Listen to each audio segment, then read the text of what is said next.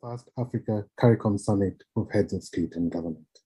The summit emanates from a meeting between His Excellency Uhuru Kenyatta, President of the Republic of Kenya, and CARICOM Heads of Government that was held in August 2019 in Bridgetown, Barbados, and recognizes the common heritage between the two regions and the need for cooperation in order to leverage opportunities for development and shared opportunities. Our theme this year is Unity Across Continents and Oceans, Opportunities for Deepening Integration. Excellencies, distinguished guests, ladies and gentlemen, may I now invite His Excellency Uhuru Kenyatta, President of the Republic of Kenya and President in Office of the Summit of the Organization of African, Caribbean and Pacific States, OACPS, who is also the chairperson of the summit, to make his opening statement and carry on with the program. Your Excellency. Thank you very much. Your Excellencies, good morning, good afternoon, good evening, all invited guests. Let me say what a great honor and privilege it is to welcome all of you to this inaugural Africa-CARICOM Summit. And I want to extend my sincere gratitude to each one of you here today for taking time out of your very busy schedules to attend this historic summit, which seeks to unite people of African descent across continents.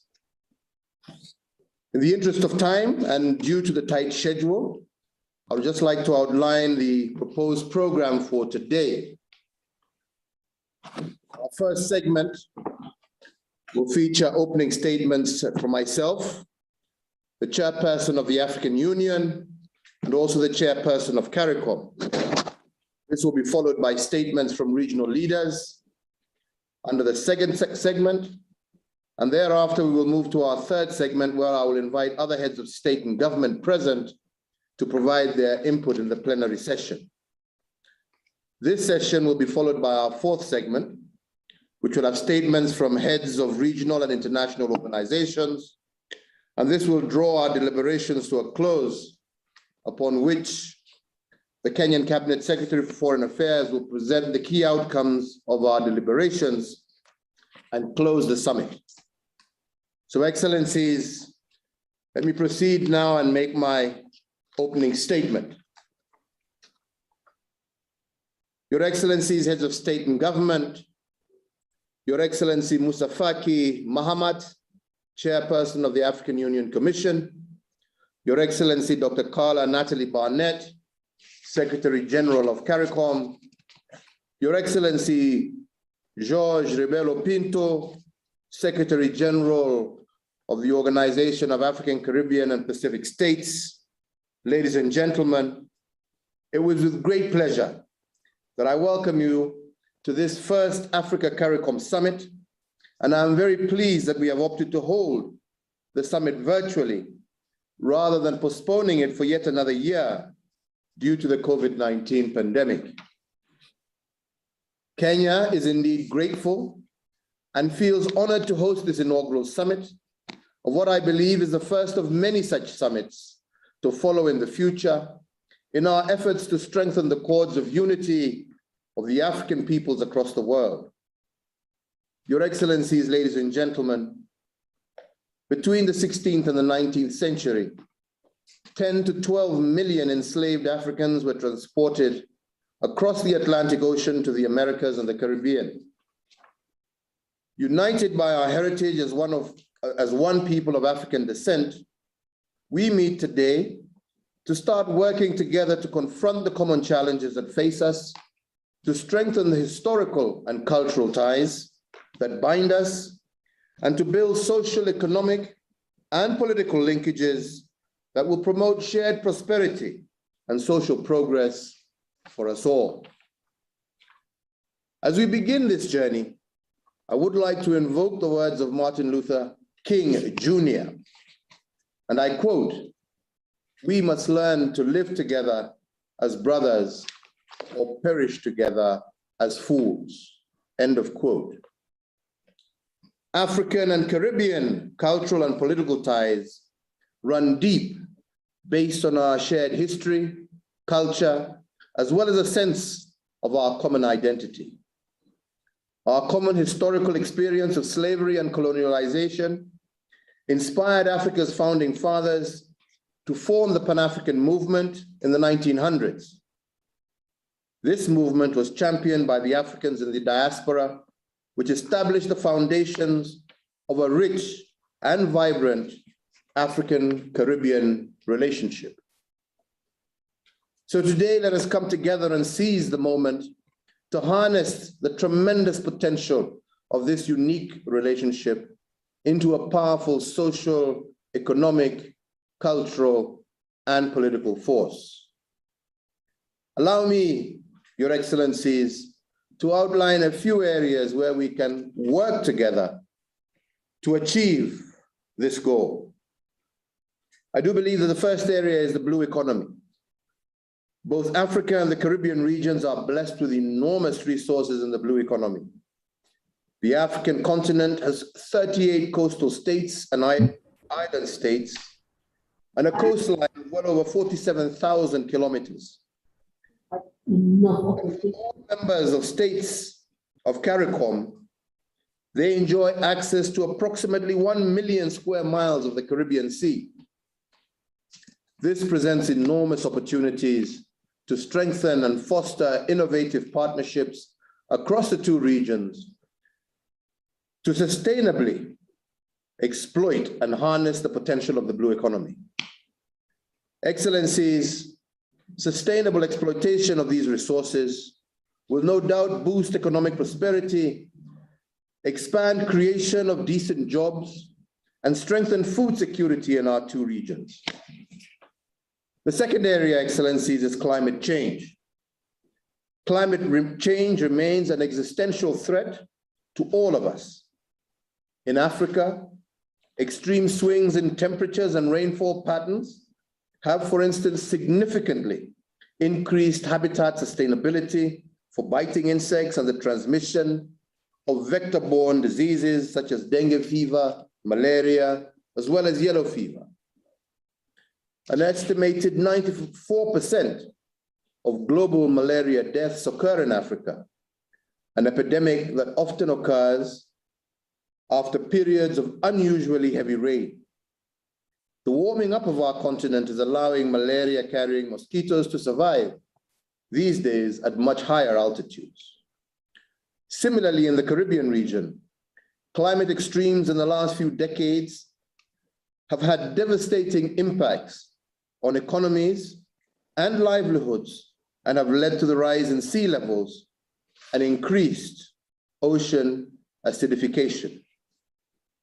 Your Excellencies, it is imperative that together we incorporate climate action into our national policies and long-term development plans and adopt global best practices to mitigate and adapt to the threats posed by climate change. The third area is health and the COVID-19 pandemic. The outbreak of this pandemic has redefined health systems across the developing world and reshaped our health responses to pandemics. In Africa, as well as across the Caribbean region, the pandemic has overstretched our health systems and challenged our traditional approaches to public health. While the number of COVID-19 fatalities are relatively low in our two regions, we are struggling to obtain the much-needed COVID-19 vaccines.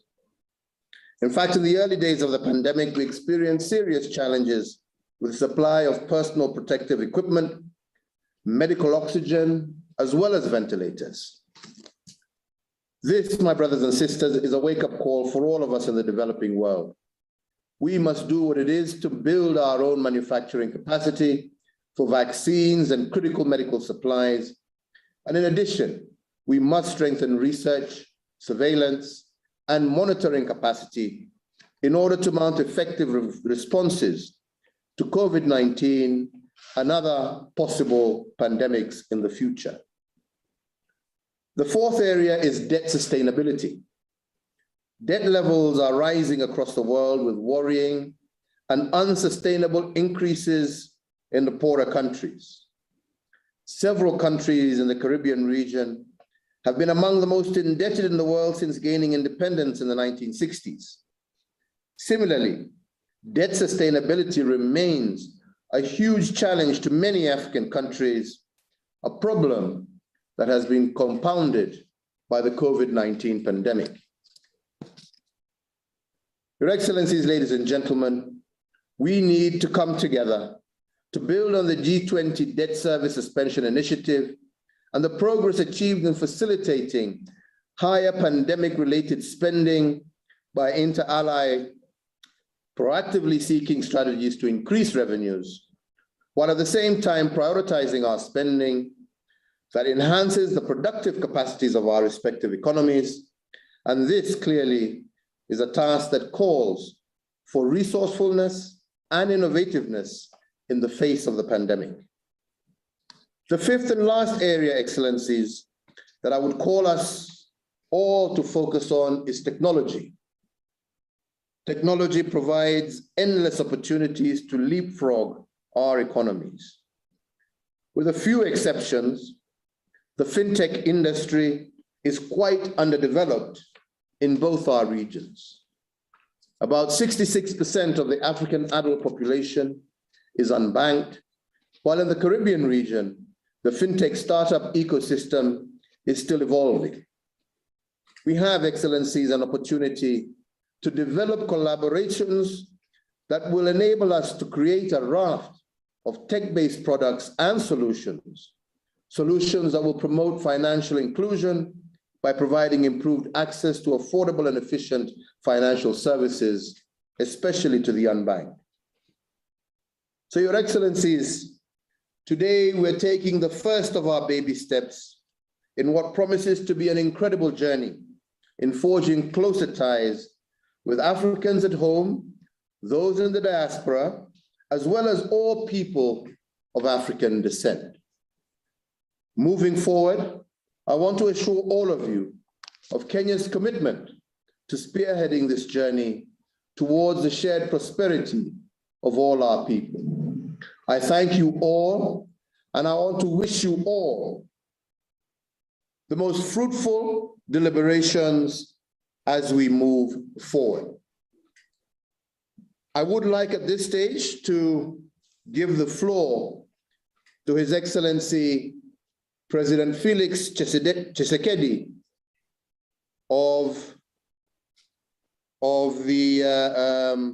who is currently the chair of the AU. He's delayed. Apparently he's not with us. So I'll give the floor directly to His Excellency Gaston Browne, the Prime Minister of Antigua and Barbuda, Chairman of CARICOM, as we await the arrival of our Chairman of the African Union. Your Excellency, you have the floor.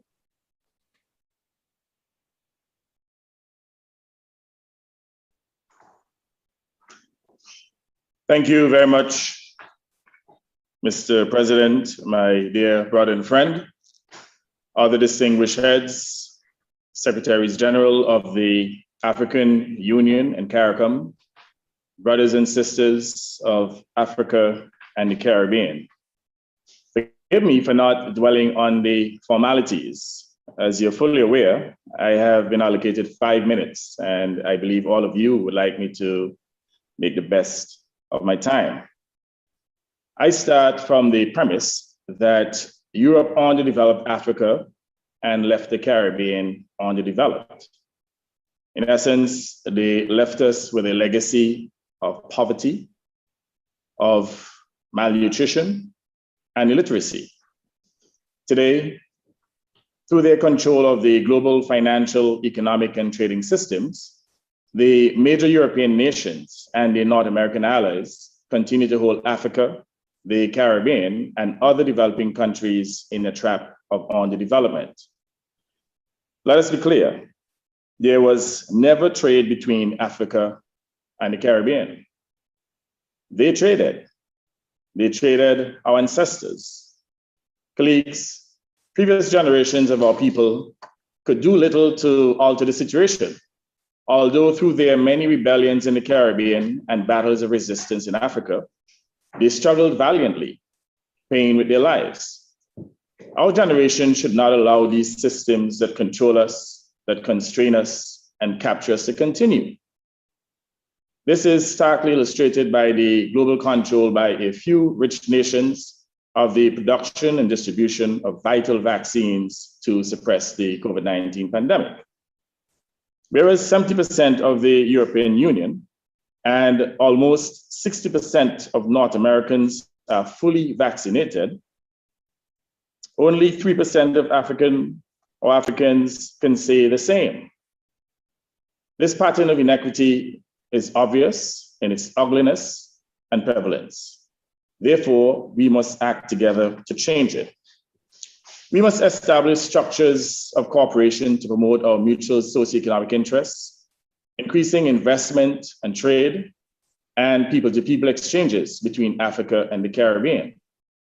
We should resist being pushed to the margins of international decision-making and collaborate on decisions to restructure the global financial architecture and global taxation, de-risking, climate change, the blue economy, sustainable debt, reparations, among others.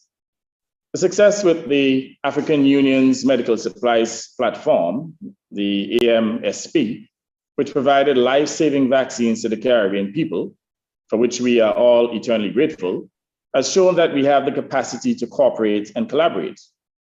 Colleagues, we have it within our power to demand change in the international system and to fight for it and to make it happen, but only if we act harmoniously. Between the nations of the African Union and CARICOM, we have a population of approximately 1.4 billion people with great natural and wealth-creating resources, including oil, gas, agriculture, minerals, forestry, tourism, fisheries, and much more. We are the suppliers of vital commodities to the global community and a strong market for the goods and services of the European market as well as North America. But we need to utilize those resources for our own benefit rather than to preside over extractive economies. Additionally, together we have the voting power of 69 nations in the United Nations and all of some subsidiary organizations, including the World Trade Organization. And I refer to that group as the group of 69, the G69. We have global bargaining power, but only if we use it effectively. If we sit on that power, then clearly we will continue to be marginalized. That is why I now make the following 4 interwoven proposals for this meeting to consider.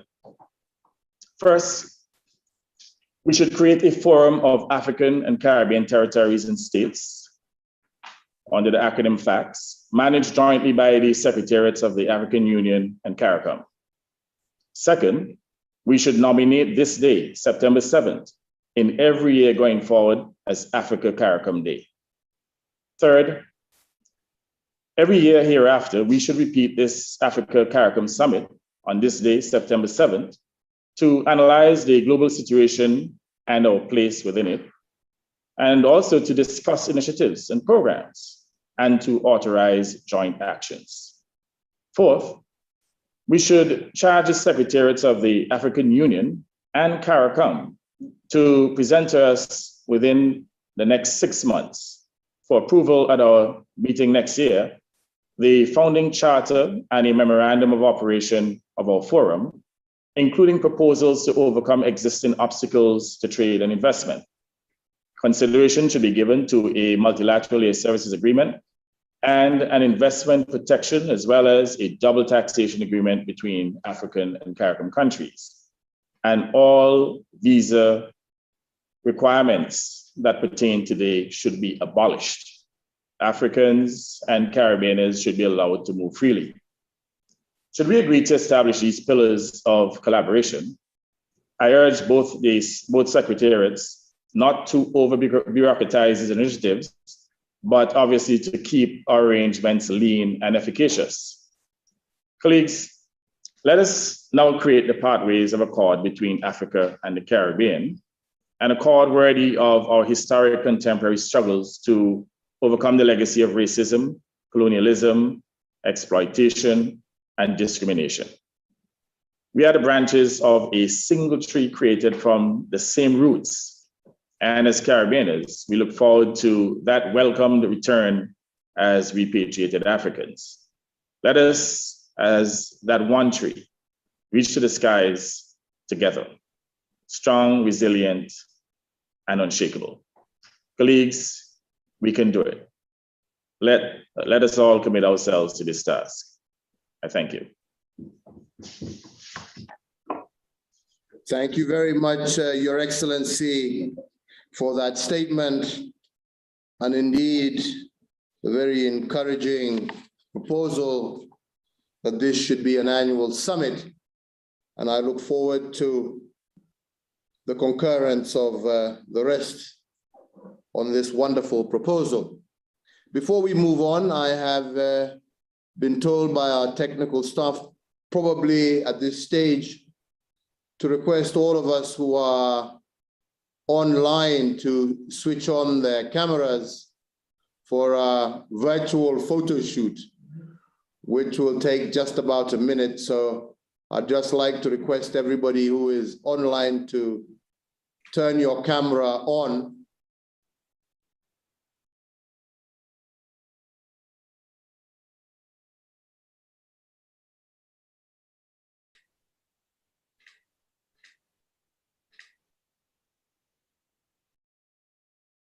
Excellent. Thank you all very much. Thank you all very much. I would like now to give the floor to His Excellency Cyril Ramaphosa, President of the Republic of South Africa and the immediate former chairperson of the African Union, to give his remarks. Your Excellency, you have the floor. Yes. Thank you, Your Excellency, President Uhuru Kenyatta, President of the Republic of Kenya, His Excellency Musa Faki Mahamat, Chairperson of the African Union Commission, Her Excellency Dr. Carla Barnett, Secretary General of the Caribbean Community, and His Excellency Mr. Gaston Browne, Chairperson of CARICOM. Distinguished guests, ladies and gentlemen, it is a great honor to be part of this historic first Africa-CARICOM Summit. This initiative places us on the threshold of what I would call a new epoch of integration, unity, and cooperation. It calls to mind the words of one of the great leaders of our continent, the founding father of our sister country, Kenya, Jomo Kenyatta, when he said, "Our children may learn about the heroes of the past. Our task is to make ourselves architects of the future." Excellency President Kenyatta, this summit presents a reimagining of the future of relations between our peoples, the African continent, and in the Caribbean, who, although separated by a vast ocean, are united by a shared history.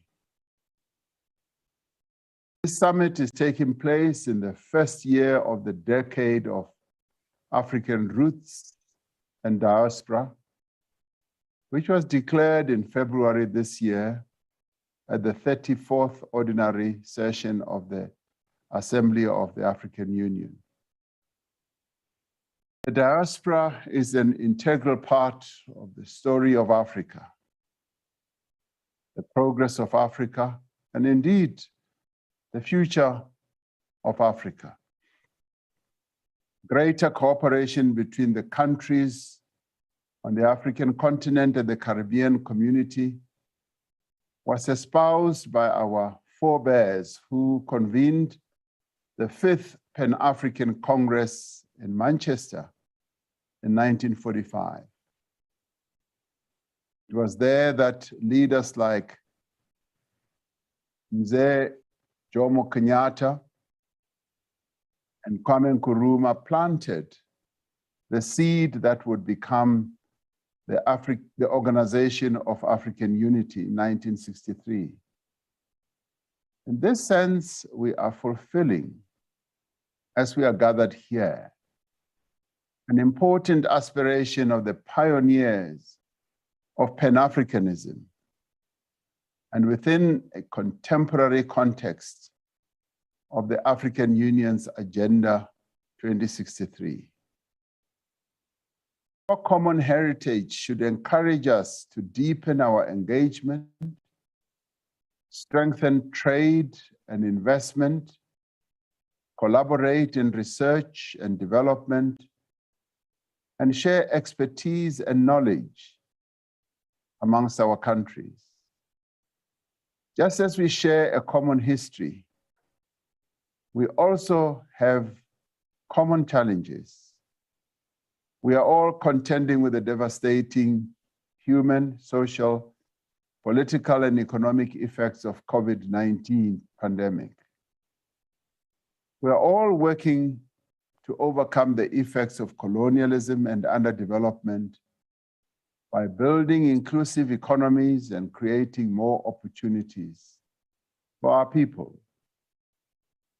We are all vulnerable to the effects of climate change through rising sea levels, adverse weather effects, and social and economic disruption.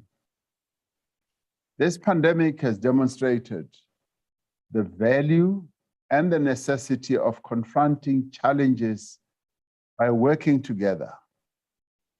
From the onset of the pandemic, we developed a united African continental response strategy. We established a special COVID-19 response fund and launched the groundbreaking African Medical Supplies Platform. We also set up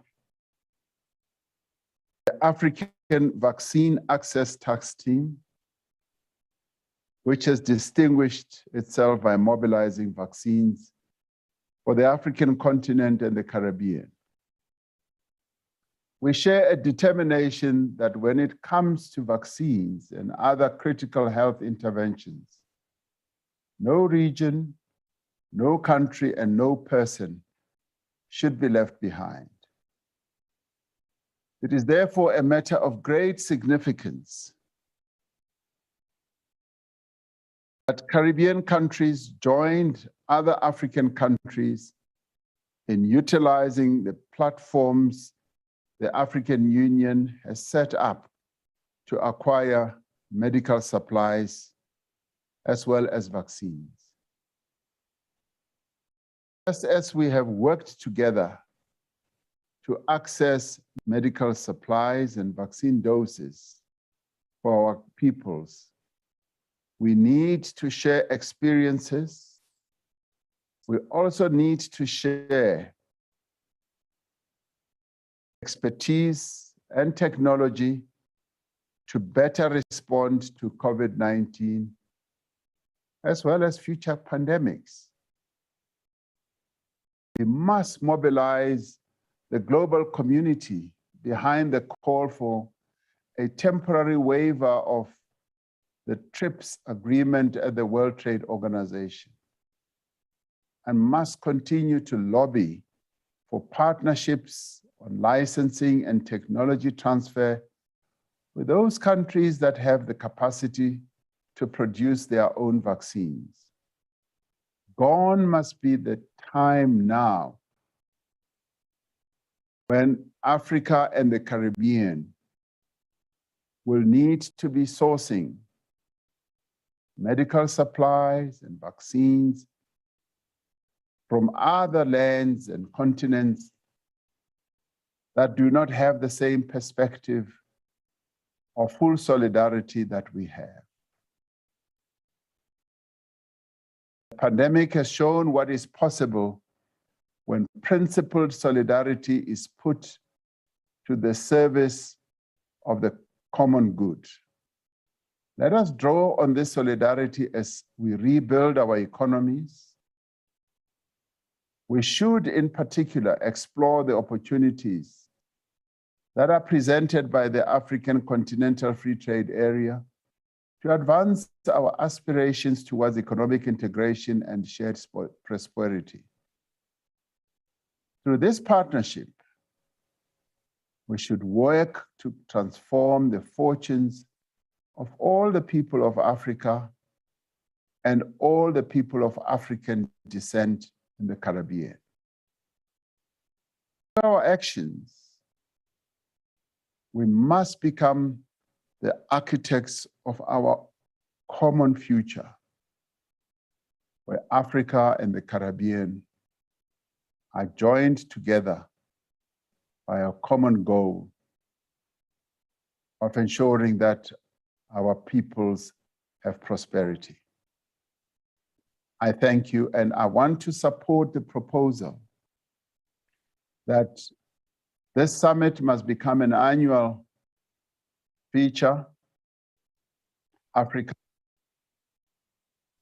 It is important that the bonds of history continue into the future, seeing it through this one, we will be able to deepen our partnership. Thank you. Thank you very much, Your Excellency, for your very encouraging words. And I want to pay a special tribute to yourself for the leadership that you showed and how you led us in a very difficult year during your term as chair of the African Union, and indeed your willingness and openness to ensuring that we work together with the Caribbean in our drive towards ensuring that we get access to vaccines for all our people. So, Your Excellency, thank you very much.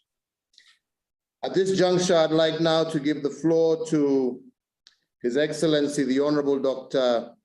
Keith Rowley, Prime Minister of Trinidad and Tobago, and the immediate former chairperson of CARICOM, and I yield the floor to you, my brother. Thank you very much, Mr. Chairman. Your Excellencies, colleagues, friends, a very good day and welcome to this historic occasion.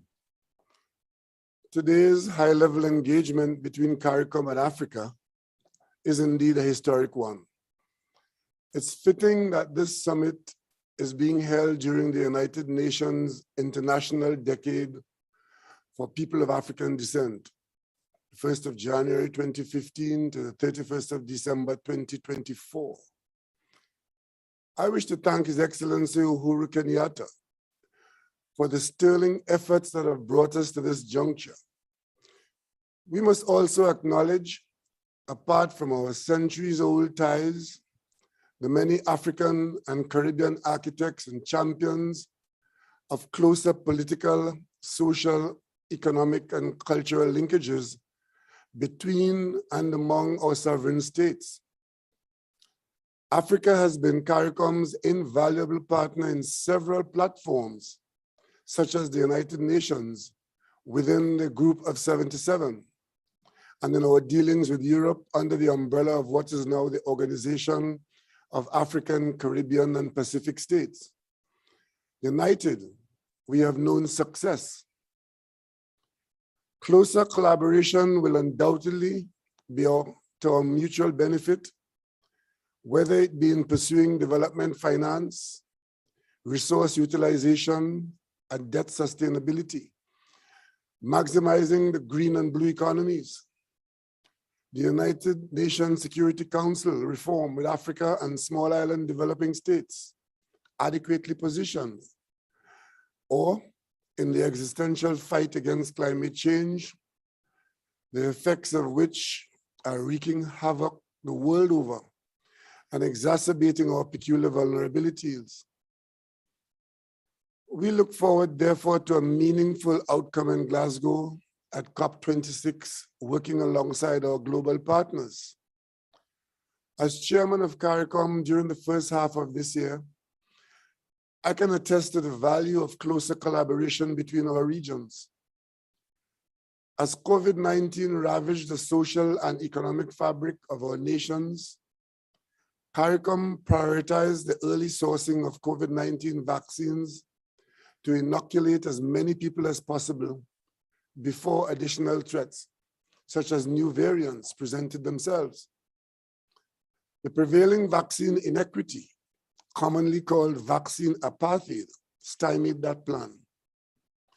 I therefore wish to register my sincere gratitude to His Excellency Cyril Ramaphosa, President of South Africa, and His Excellency Uhuru Kenyatta, co-chair of this summit. Also President Nana Addo Akufo-Addo of Ghana, for the meaningful discussions and interventions during my tenure and the pragmatic solutions arrived at in the face of this global health crisis. Thankfully, last month, CARICOM began to receive a substantial allocation of vaccines under the African Medical Supplies Platform. Thank you, Africa. I am pleased to confirm that my country's first tranche was received on 19th August 2021. Trinidad and Tobago's linkages to Africa run deep, as marked by our bilateral relationships, observer status at the African Union, high commissions in Nigeria and South Africa, and honorary consuls in Ghana and Kenya. Soon, we too will avail ourselves of the magnanimous gesture of the government of Kenya to provide office space for CARICOM's diplomatic presence in Africa, a tangible manifestation of the commitment to engage Africa's sixth region as reflected in your Blueprint for Development Vision 2063. It's been long in coming to this point today, but it's a continuation of that journey outlined by our own George Padmore, CLR James, Dr. Eric Eustace Williams, and many others who anticipated that this milestone could be reached to strengthen us in an increasingly hostile world. Notably, our country's Vision 2030, finalized during my administration's first term in office, highlights deepening the relationship with Africa, among other partners. We have strong people-to-people ties and have welcomed distinguished African leaders to our shores, with the most recent in 2019 being His Excellency Nana Addo Dankwa Akufo-Addo of Ghana. I had the privilege of undertaking an official visit to Ghana in 2016 and building on the African Energy Initiative, spearheaded by former Prime Minister Patrick Manning, sharing over 160 years of experience in the energy sector. We welcome the inclusion on today's agenda of trade and investment and highlight the symbiotic relationship that exists with improving transport connectivity. While digital functionality is an imperative, with online platforms such as this being ubiquitous, in-person exchanges will boost our trade, investment, and tourism activities.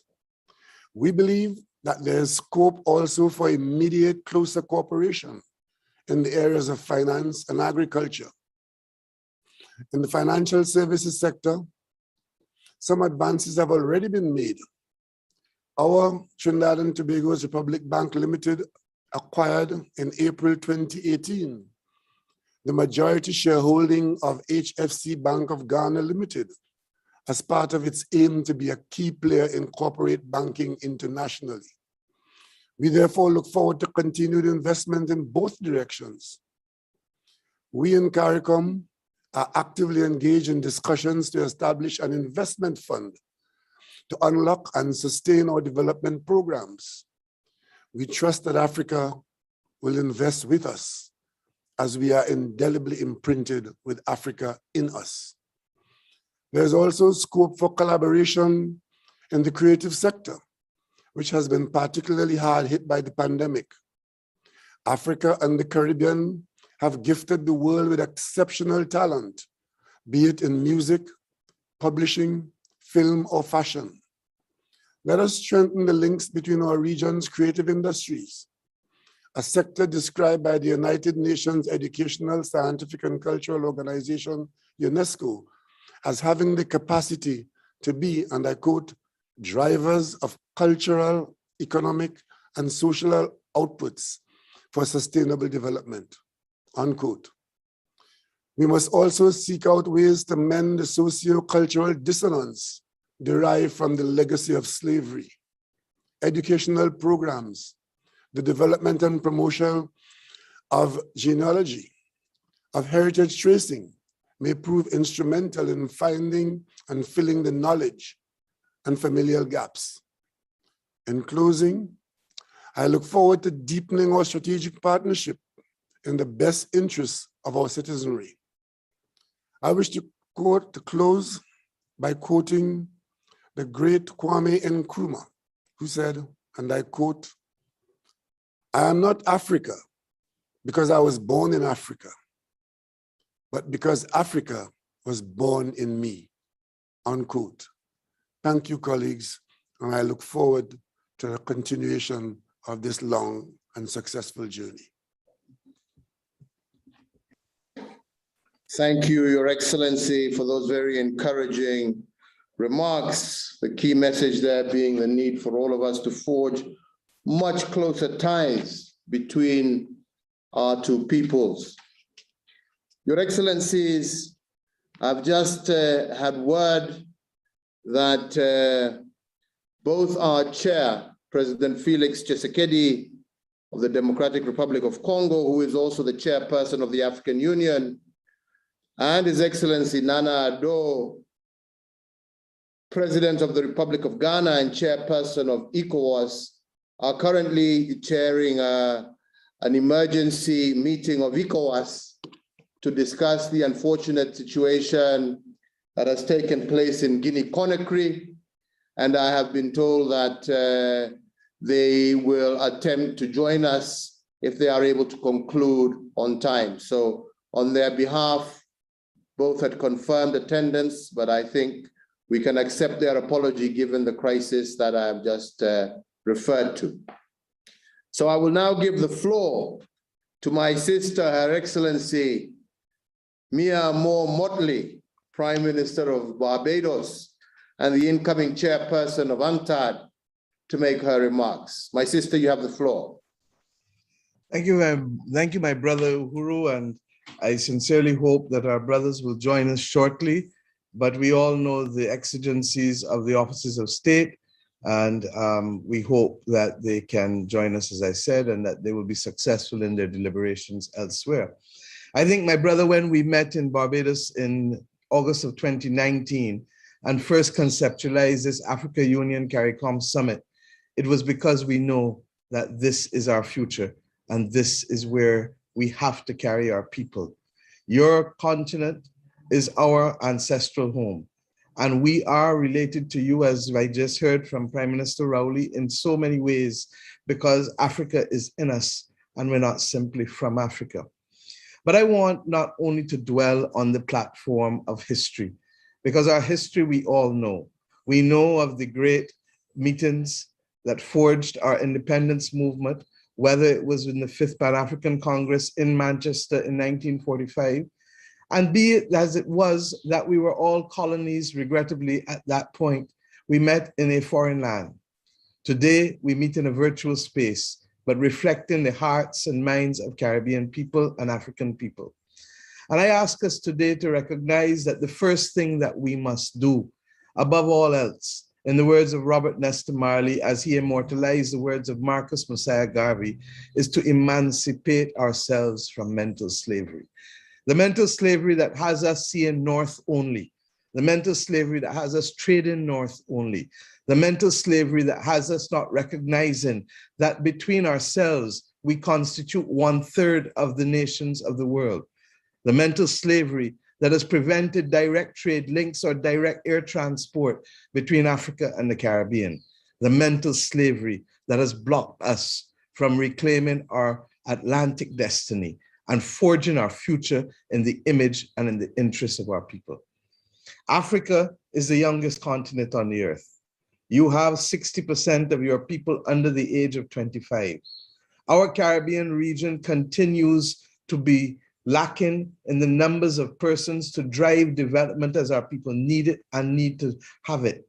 And why do I say so? Guyana is the size of the United Kingdom, but has the population of 800,000 as opposed to the United Kingdom's 65 million. The Netherlands is 17 million and smaller than Suriname, but Suriname's population is just over 600,000. Belize is the size of Israel, but has the population that is a dwarf in comparison to Israel's 8 million. Belize around 400,000. And my own Barbados, approximately 20% smaller than Singapore, which took that additional 20% through land reclamation, but its population is 5 million as compared to our 300,000.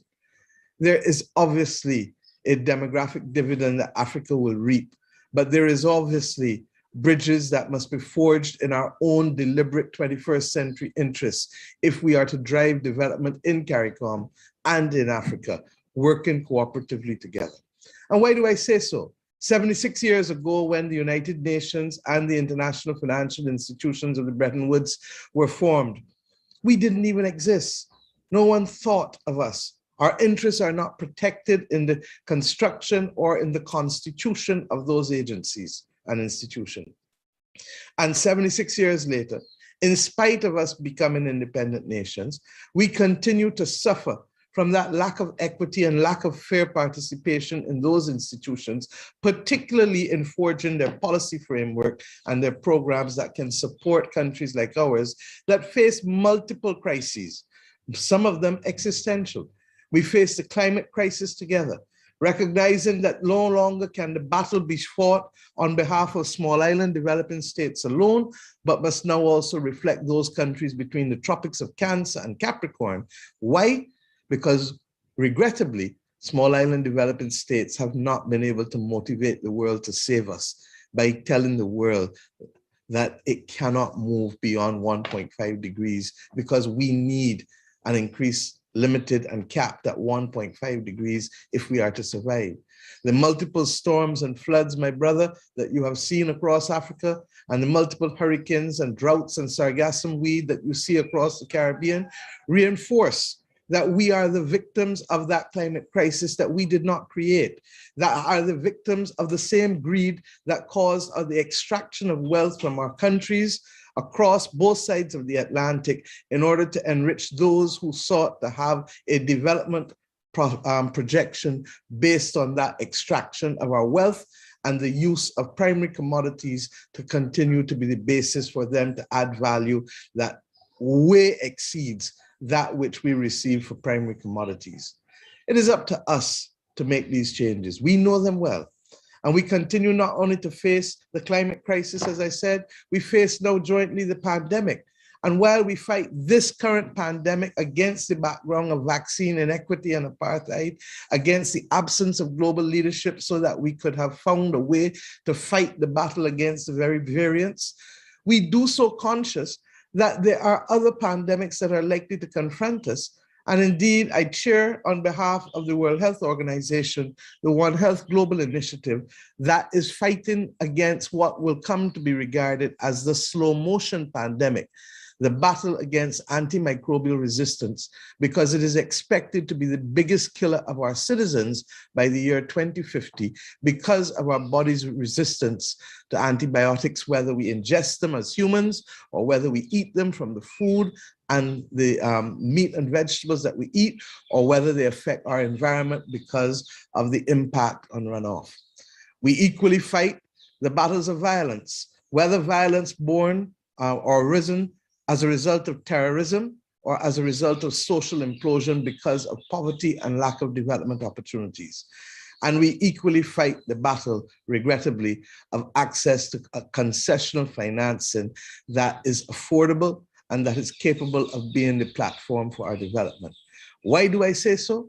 Because at the end of the day, whether a country like Ghana and a country like Greece go to the international capital markets, how do we explain them having the same international credit ratings, but Ghana having to borrow at multiple times more than the cost that Greece borrows at, simply because Greece belongs to the European Union and the international financial community values the definition of safe assets, which are within the European Union, in a way that Africa and the Caribbean do not have access to these safe assets. I hope that we will continue to work together to reverse these fortunes. And I'm comforted by the meetings that I had with the African ministers of finance earlier this year, and the work of the predecessor in the chair of the Development Committee at the World Bank and the IMF, the Minister of Finance from Ghana, who, like us, recognize that we have to spend the time to do the heavy lifting and to create the definitions that will allow for a level playing field with respect to the cost of borrowing in our region. But these are not the only things that bring us together. The truth is that there are so many other things that have economic value that we have not even started to touch the surface with. We need to be able to visit our countries. Caribbean people want to see Africa, and African people need to see the Caribbean. We need to be able to work together, not just in the interest of a colonial civil service or because people brought us here against our will. We need to do it as a matter of choice and as a matter of economic destiny. We need equally to recognize that our common habits in food, our common likes in food, from yam and cassava to jollof rice to pilau, to the influence of immigrants from other parts of the world, have made our regions rich. And at the very time when much of the developed world spends time in the luxury and leisure of food, our people continue to starve to have access to food as they face hunger on too many fronts. Let us use that very same food to create the economic wealth and prosperity in circumstances where it is not simply exported as raw valueless commodities, but those that have added value to be able to make the benefits accrue to our people. Let us recognize that cricket is a global game, and whether it is in Rwanda or Kenya, that we need to be able to have more people playing cricket. And we in the Caribbean can continue to bring our prowess there to be able to have the benefit of more cricket playing nations out of Africa and the African diaspora. Let us equally recognize that the opportunities of technology have shown that it is possible to leapfrog aspects of our development. We continue to admire Kenya and all of those others who have used the mobile technology to be able to facilitate the bankless and those excluded from financial institutions in our region, and allowing them now to be able to provide for themselves and their families by using technology to be able to access it. But let us equally learn from each other. We in Barbados have, for almost the last century, found ways of titling land for our people who are in possession of land without title, such that they may convert that possession of land to be able to leverage it in order to improve the quality of their housing and access to machinery to improve the quality of their farming. We can learn from each other. And I trust and pray, my brother, that this summit will not only be, as our brother Gaston has called for it, and our brother, the president of South Africa, has reflected, that it will be an annual summit. But as we go to the very, very, very end of our engagement, let us remember that the only thing that stops us from having a direct air link between Africa and Barbados, Africa and the Caribbean, is the will of those of us who continue not to recognize the importance of unlocking 1.4 billion people who have a common ancestry to be able to work with each other. We thank God that we are, at this point in time, making it together in order to make that defined difference to our people. And it is against that background, I'd like to put on the table, while supporting Gaston's recommendation for an annual summit, to put some other concrete proposals that I believe will make a difference.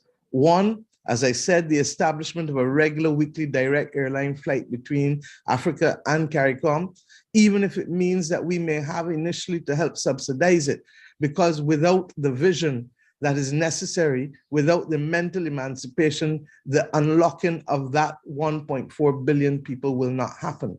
And we cannot justify the AU making CARICOM the 6th diasporic region without seeking now to ensure that the people of both regions can mix with one another and understand why we truly are family. 2, a dedicated and highly empowered public-private sector mechanism that enables the development of the African Caribbean economy, particularly in the areas of digital technology, creative industries, renewable energy, and the life sciences. And separate from that, my dear, all my friends, all of the ability to mobilize our funding in order to be able to ensure that we can finance development, not just of governments, but of companies and individuals in our 2 regions. Thirdly, the establishment of a joint AU-CARICOM electronic mass media platform, or a mechanism that facilitates the exchange of news, information, and artistic programming, sports. Because when our people see each other on a daily basis, they will understand why we must travel and why we must trade. And they will therefore enable those air links and maritime shipping links that we make to become sustainable. Fourthly, a collective commitment to participate in the 22nd of September high-level meeting in the UN General Assembly week after next, in commemoration of the 20th anniversary of the 2001 UN World Conference Against Racism, that was held in Durban. And I say so because at that conference, all of the countries of the world, with the exception of a handful of Western countries, agreed that the time had come for us to start to discuss reparations. Since that date, 20 years ago, we've had many things happen, culminating in Black Lives Matter. There is nothing like an idea whose time has come. And I hope that we leave this summit prepared to coordinate a position as we go to the UN to ensure that we now begin to discuss the absence of a development compact when our countries became independent, the extraction of wealth over centuries, and the fact that our future development must rest equally on reparative justice, and if we are to give our people a chance to be able to access the development opportunities that are theirs to have, but have been deprived because of that continuous extraction of wealth over time. As I said earlier, when the UN and major Bretton Woods institutions formed before most of our nations existed, we did not have a chance to be a part of how they were forged and what they focused on. They were simply not created with our existence in mind. As we make up 1/3 of the world's nation states, we must now work together to bring reform to these institutions so that we can unlock the potential to pursue development on behalf of our people. And finally, let us, my brothers and sisters, recognize that in the past, Africans came to the Caribbean because of others, forcibly. Caribbean citizens came to Africa in the early independence years because of the colonial civil service. Let us today, after September 7th, 2021, cut out the middle passage. Let us cut out the middle leg. Let us cut out the middle man. And let us come together and reclaim, each of us, our Atlantic destiny, because it is the best thing for our people. And in claiming the Atlantic destiny, let us forge it in our interests and in our image. As I said earlier, this time, my brothers and sisters, is our time. By choice, our choice, for us and not for anyone else. Thank you, my brother, and I thank the people of Kenya for facilitating this conference. My only regret is that it did not happen in June last year when it was supposed to, and when all of us could have at the end of this hugged each other as brothers and sisters do, knowing that our love and commitment will carry us through. But perhaps the delay of the holding of this conference is the story of our existence. Obstacles upon obstacles, but resilience above resilience to get us to this point. We have started the journey. I pray that others will continue it, for it is absolutely necessary for us, for our people, to do the right thing by them after centuries of exploitation. Thank you, my brother. Thank you very much, my sister, for that very powerful, powerful statement. And I want to particularly thank you for your passion and how closely we've worked together to make this day a reality, and the passion that you have to bring our people together so that we can together grasp our common destiny and truly, as you have just said, free ourselves from that mental slavery that has kept us apart. So I really look forward to continuing to work with you, and thank you very much for the statement that you have just made. I would like now to give the floor to our dear brother, His Excellency, President Paul Kagame, President of the Republic of Rwanda, and the immediate former chairperson of the East African Community. Your Excellency, you have the floor. Thank you very much, Excellency President Uhuru Kenyatta, Chairperson of the Summit, Right Honorable Prime Minister Gaston Browne, Chairperson of the Caribbean Community, CARICOM, Excellencies, Heads of State and Government, Excellency Musa Faki Mahamat, Chairperson of the African Union Commission, Excellency Dr. Carla Barnett, Secretary General of CARICOM, leaders of international organizations, distinguished brothers and sisters. Let me begin by congratulating you, my brother, friend, President Uhuru Kenyatta, for spearheading this effort together with the Caribbean leaders.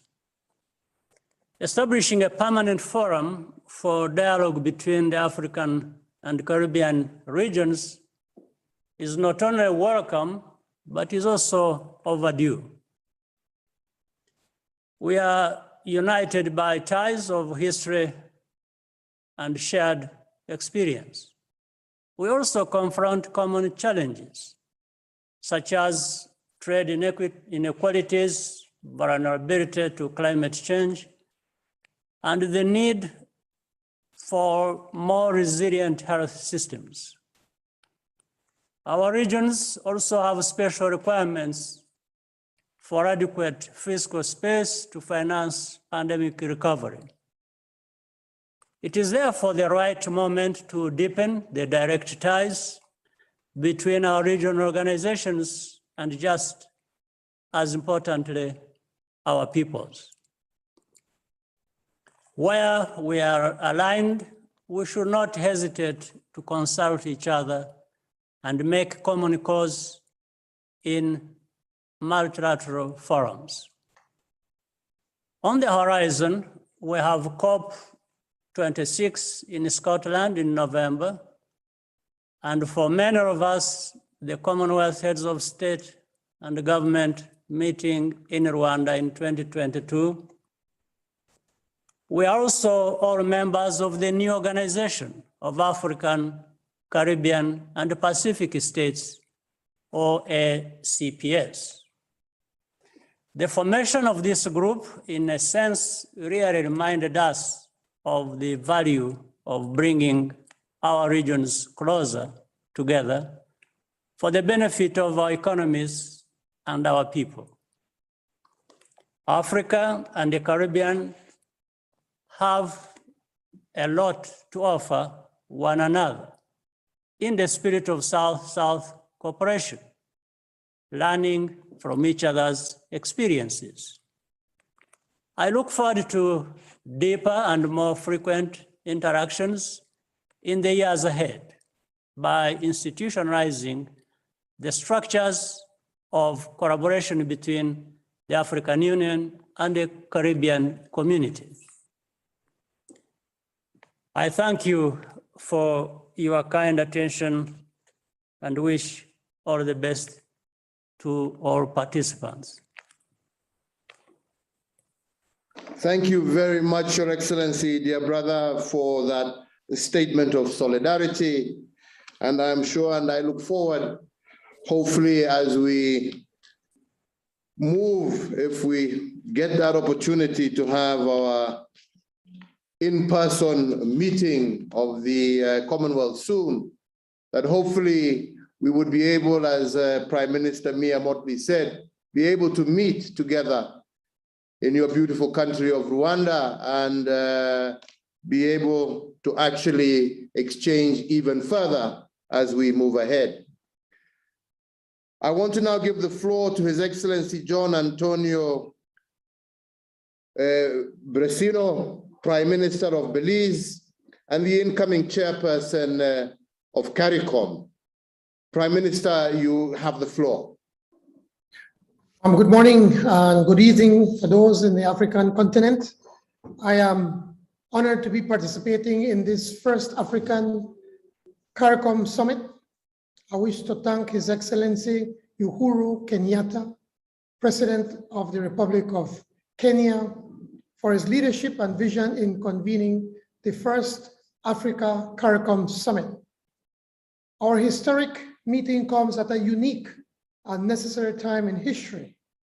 Belize welcomes the participation with appreciation this engagement that seeks to advance the Africa-CARICOM bi-regional agenda, and it is a demonstration of the firm commitment to increase cooperation and continental integration between Africa and Caribbean under the theme Unity Across Continents and Oceans, Opportunities for Deepening Integration.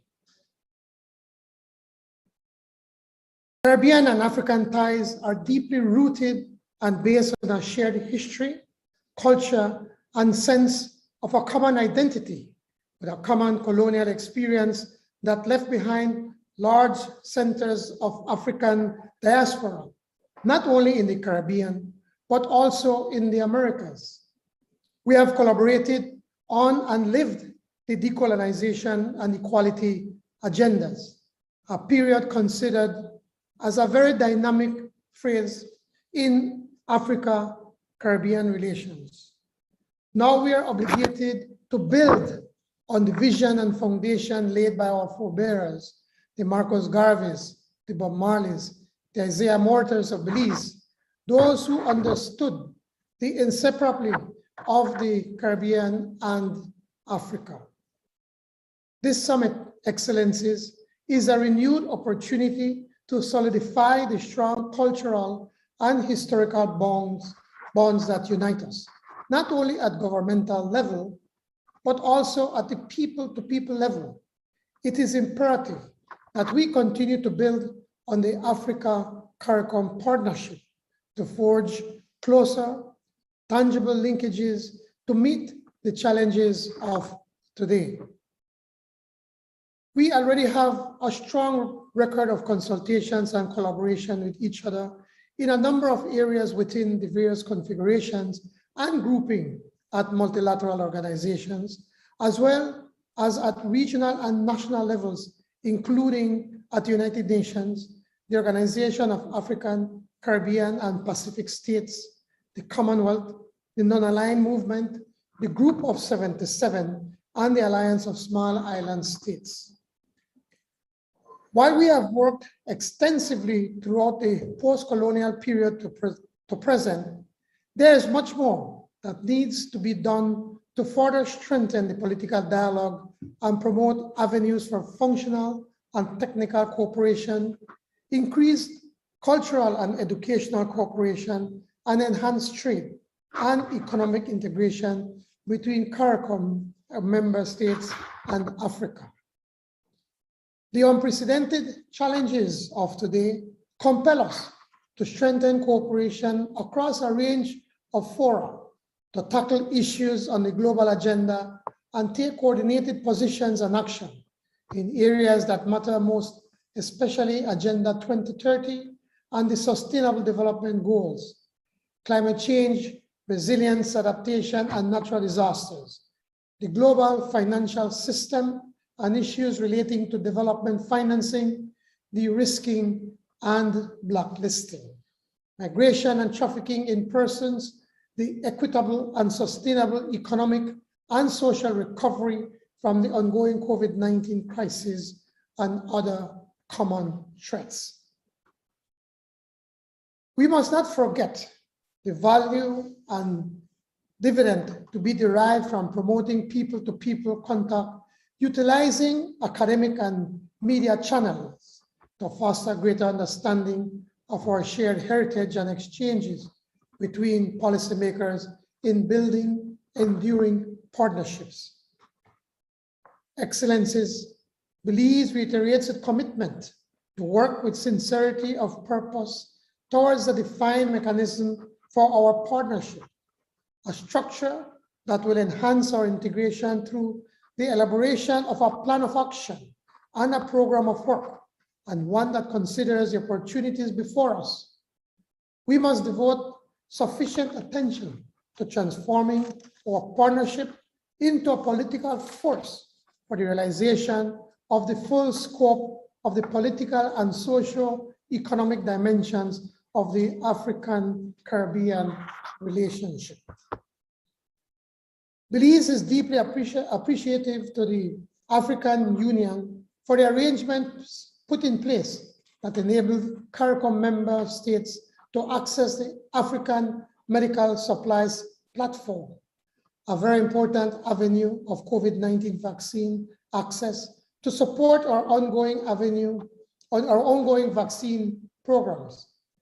Belize received late last month 132,000 doses of the Johnson & Johnson vaccines against COVID-19. Belize is grateful for this expression of solidarity with the region. I also want to acknowledge the generosity of the Kenyan government in facilitating a joint CARICOM physical presence in Nairobi with the objective of expanding the Caribbean's outreach and developing beneficial relations with all our sister nations on the African continent. We hope that one day, in the not too distant future, Belize can join the joint mission and have its first diplomatic presence on the continent. I wish to close by reiterating the commitment of the government and people of Belize to play our part to build a renewed and comprehensive Africa-CARICOM partnership that will strengthen the bi-regional links and transform the relationship into a political, social, and economic force. Thank you. Thank you very much, Prime Minister, for that statement and the encouraging words of unity that you have expressed. I would now like to give the floor to His Excellency Joao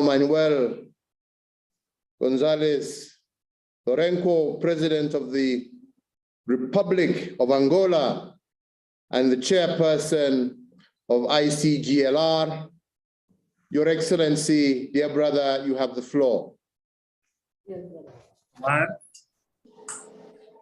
Sua Excelência Uhuru Kenyatta, Presidente da República do Quênia e Presidente em exercício da Organização dos Países da África, Caribe e Pacífico, Excelências, senhores chefes de Estado e de Governo, minhas senhoras e meus senhores, foi com satisfação que recebi o honroso convite para participar nesta cimeira de concertação político-diplomática entre os países da União Africana e da Comunidade Caribenha, pois considero que devemos fortalecer as relações entre os povos africanos e os do Caribe, com os quais partilhamos um importante legado histórico e laços de consanguinidade resultantes do tráfico transatlântico de seres humanos que está na origem da existência hoje da diáspora africana nas Américas. A contribuição de proeminentes figuras nacionalistas das Ilhas Caribenhas, como o poeta e dramaturgo Aimé Césaire, foi decisiva para a emancipação dos movimentos sindicais e políticos pró-independentistas em África nos anos 50 e 60, bem como para a evolução e afirmação da corrente ideológica e intelectual do pan-africanismo, liderada por figuras como Leopoldo Sedar Senghor, Kwame Nkrumah, Houphouët Boigny, Agostinho Neto, Amílcar Cabral, Sékou Touré e tantos outros estadistas que estiveram na origem da fundação da então Organização da Unidade Africana. Este importante evento realiza-se numa altura em que acabamos de celebrar, no passado dia 31 de agosto, o Dia Internacional das Pessoas de Descendência Africana, instituído pelas Nações Unidas em dezembro de 2020. As diligências em curso para a formalização da cooperação entre a União Africana e a CARICOM, mediante um memorando de entendimento, estão conformes com a decisão da União Africana de reconhecer a diáspora africana como a sexta região de África, permitindo-lhe contribuir de forma ativa no desenvolvimento econômico, social e cultural do continente e na vida da nossa organização continental. Excelência, Sr. Presidente, congratulamos-nos com a recente decisão adotada ao nível do Conselho de Segurança das Nações Unidas pela União Africana e a CARICOM de coordenarem esforços para uma melhor defesa dos nossos interesses geopolíticos através da configuração do A3+1, atualmente coordenado pela República do Quênia. Ficamos gratos pelo apoio prestado pelo A3+1, a quando da minha deslocação ao Conselho de Segurança das Nações Unidas, a 23 de junho do presente ano, para transmitir a mensagem dos líderes da Conferência Internacional para a região dos Grandes Lagos sobre a necessidade do levantamento do embargo de armas imposto pelo Conselho de Segurança à República Centro-Africana. Excelência, Senhor Presidente, Angola defende a cooperação entre as duas organizações transatlânticas nos domínios do desenvolvimento econômico inclusivo e sustentável, do desenvolvimento humano e social, do meio ambiente, da gestão de recursos naturais e das mudanças climáticas, dos direitos humanos, democracia e boa governação e do combate ao terrorismo e ao crime organizado.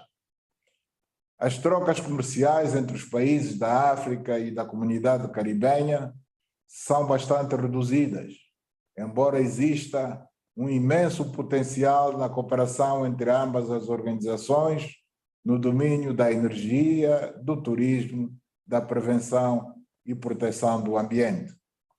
Angola está a desenvolver um programa de construção de infraestruturas para responder aos problemas recorrentes da seca e das cheias no sul do país, um problema global que assola não apenas a África, como também as ilhas caribenhas, com os repetidos ciclones, furacões, terremotos e cheias. Uma troca de experiência neste domínio seria mutuamente vantajosa e benéfica para ambas as organizações.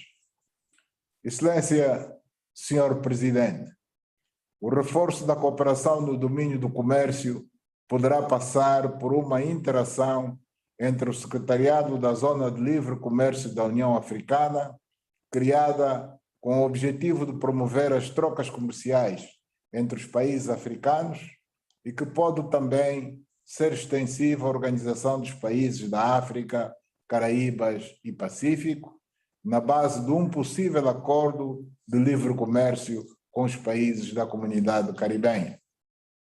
Angola acolherá, de 4 a 8 de outubro de 2021, a segunda Bienal de Luanda sobre o Fórum Pan-Africano para a Paz e Cultura, organizada em parceria com a Unesco, constituindo uma excelente plataforma para o estreitamento das relações históricas, culturais e de irmandade entre a União Africana e a comunidade caribenha.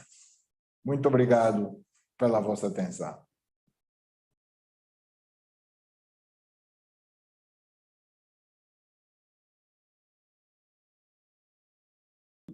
Thank you very much, dear brother, Your Excellency, President of the Republic of Angola, for that encouraging statement. And I now will give the floor to His Excellency Dr. Lazarus Chakwera, President of the Republic of Malawi and Chairperson of SADC. Your Excellency, you have the floor.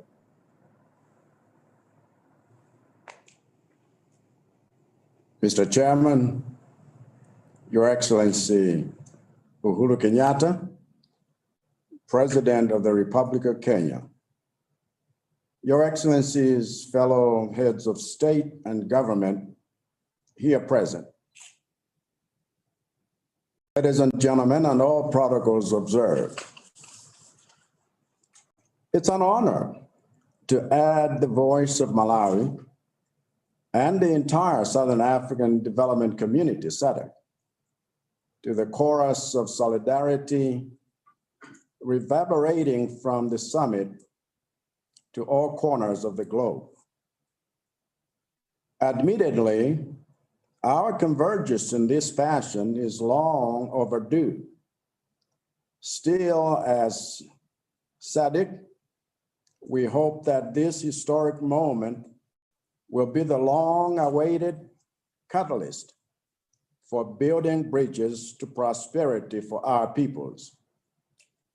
Our success in doing so is all but guaranteed because our nations and regions have a kinship so naturally rooted in the rich soils of shared values, histories, cultures, and struggles to make it the best foundation for our cooperation henceforth. Deepening our integration is no longer a luxury, but a necessity whose time has come. Our world is facing numerous challenges, the ravages of poverty, climate change, and COVID-19 being chief among them, exacerbated by inequalities of access to their solutions. Such global crises demand the consolidated perspective of our regions. We need to stand together to ensure solutions to global challenges, protect our people's dignity, and promote our shared interests, such as our desire to see greater economic trade and investment between Africa and the CARICOM member states. By standing together, as we did today, we make it clear that we are neither small nor helpless. SADC alone is a region of over 350 million peoples and 16 states with deepening regional bonds forged from our shared conviction that our strength lies in our numbers and our unity. As a result, we have developed the SADC Vision 2050 as a complementary blueprint to the United Nations 2030 Agenda for Sustainable Development Goals and the African Union's AU Agenda 2063. We therefore embrace and celebrate this first Africa-CARICOM Summit as another milestone towards the creation of a grand coalition of like-minded and like-mannered nations. Beyond embracing and celebrating it, we fully intend to leverage the opportunities for partnership that it avails for the meaningful improvement of the lives of our citizens. Towards that end, we seek to build on already existing engagements between some SADC member states and Caribbean member states to increase investment, collaboration, trade, learning, and exchange between the two regions. By standing together like this, as we move forward, we will make it clear that no challenge before us is insurmountable. And truth be told, For all of us here, standing together like this is not a matter of fashion, but survival. To paraphrase what President Skerrit, one of the founders of SADC, said in 1980, we must move together or we perish. Thank you for your attention. Thank you very much, dear brother, for that statement. And I now will give the floor to His Excellency, Dr. the Honorable Ralph Gonsalves, Prime Minister of St. Vincent and the Grenadines, and the chairperson of the CARICOM subcommittee on the ABCD Commission. Your Excellency, you have the floor. Thank you very much, my brother and comrade, the distinguished President of the Republic of Kenya, colleagues, comrades and friends. Given the restrictions of time, I will refrain from delivering my prepared statement. I will circulate it. I want to say that, first of all, 40 years ago, I first went to Africa as a student pursuing doctoral studies.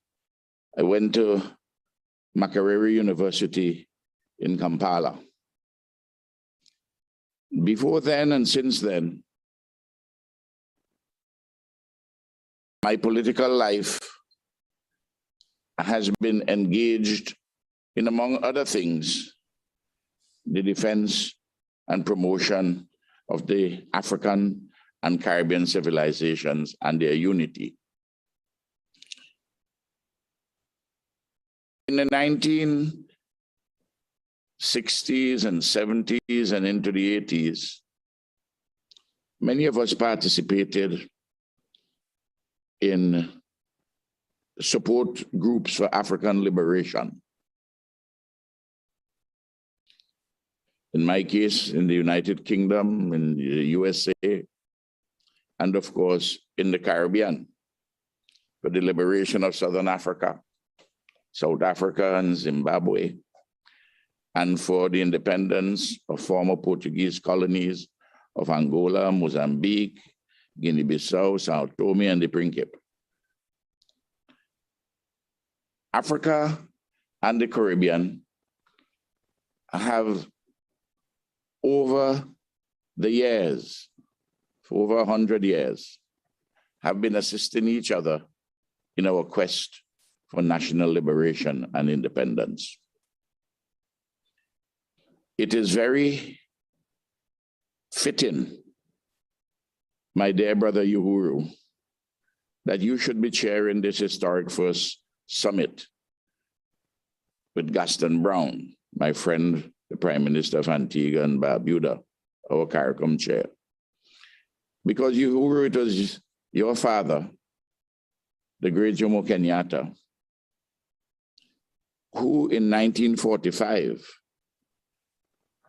was a central figure at the Pan-Africanist conference in Manchester, at which there were very important Caribbean personalities, some of them referred to by Prime Minister Rowley of Trinidad and Tobago.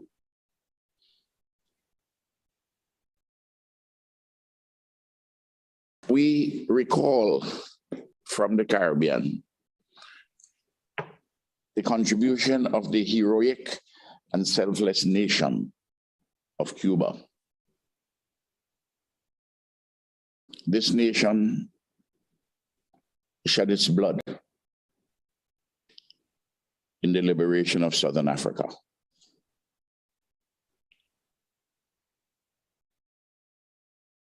The Battle of Cuito-Cornwallis is legendary. We all know this history. We all know the selflessness of Cuba. It demands of us today at this summit that we give a practical commitment to assist Cuba, which is currently being besieged by the twin challenges of the illegal blockade, economic blockade by imperialism, and the feverish ravages of COVID-19. Cuba will not ask, but it is our duty to assist and to do so with urgency.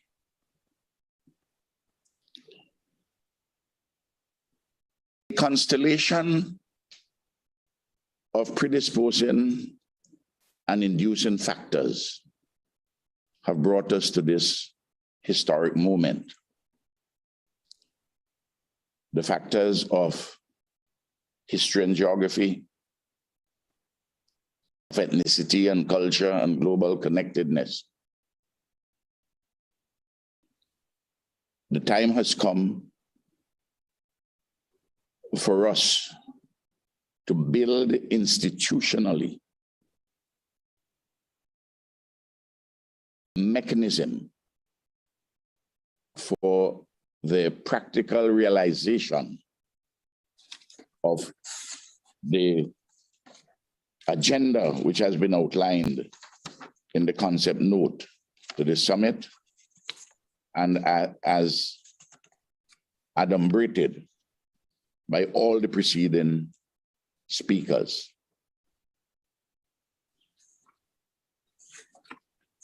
Gaston Browne has advocated a forum, a permanent forum of African and Caribbean states, and I agree with that. At the same time, we ought to establish immediately an Africa-CARICOM commission, permanent body, a transitional entity towards a larger, more ambitious Africa, Caribbean, Brazil diaspora commission. Africa has 1.4 billion people. Brazil, 110 million persons are of African descent, half of the population of that country. There are 24 countries washed by the Caribbean Sea, including the member states of CARICOM. Together, these countries number 79, and the population is close to 2 billion. 8 billion people are estimated to be in this world. There are things of a hugely practical nature that we can do to build upon the work we have been doing in a number of different areas, as outlined by several speakers hitherto. And we need to do these things to deepen our integration and our cooperation for the betterment of our people, to uplift the quality of their lives. In the early 20th century, the Right Excellent Marcus Mosiah Garvey, National Hero of Jamaica, founder of the Universal Negro Improvement Association, UNIA, made a clarion programmatic call for the unity of Africans at home and abroad. Then, Africa and the Caribbean were in the throes or under the heels of colonialism.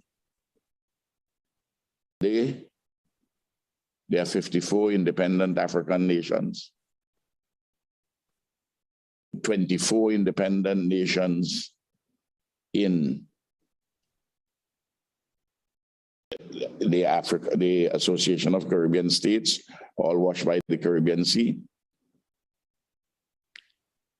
14 of which are independent CARICOM states. I mentioned Brazil, and of course, some 70 million persons in the diaspora, persons of African descent. This is a mighty force. The future of humanity rests on the fulcrum of the unity of these countries and peoples. As we elaborate our program, we're mindful of all the bilateral and multilateral work that we have been doing together. And St. Vincent and the Grenadines has been pleased to be part of the A3+1, one being St. Vincent and the Grenadines, this important body at the United Nations Security Council. St. Vincent's tenure on the Security Council comes to an end at the end of this year. It is my regret that there is not another Caribbean country, another CARICOM country going to the Security Council. And we must make this something of great importance as a strategic objective going forward. Always to have a country from the Caribbean on the Security Council as a non-permanent member. And to continue to work in that important body and other United Nations bodies as a cohesive and important force. Our agenda in going forward, in addition to all what has been said before, I think we need to take a practical lead very urgently.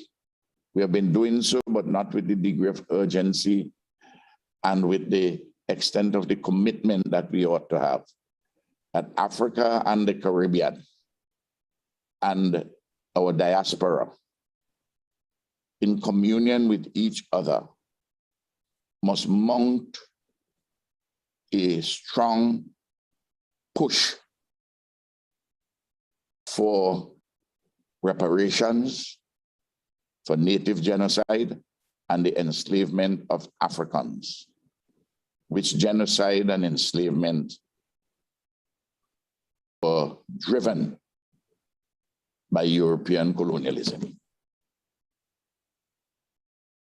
This summit must make a difference. 2 million people are dependent upon us. Humanity is dependent upon us.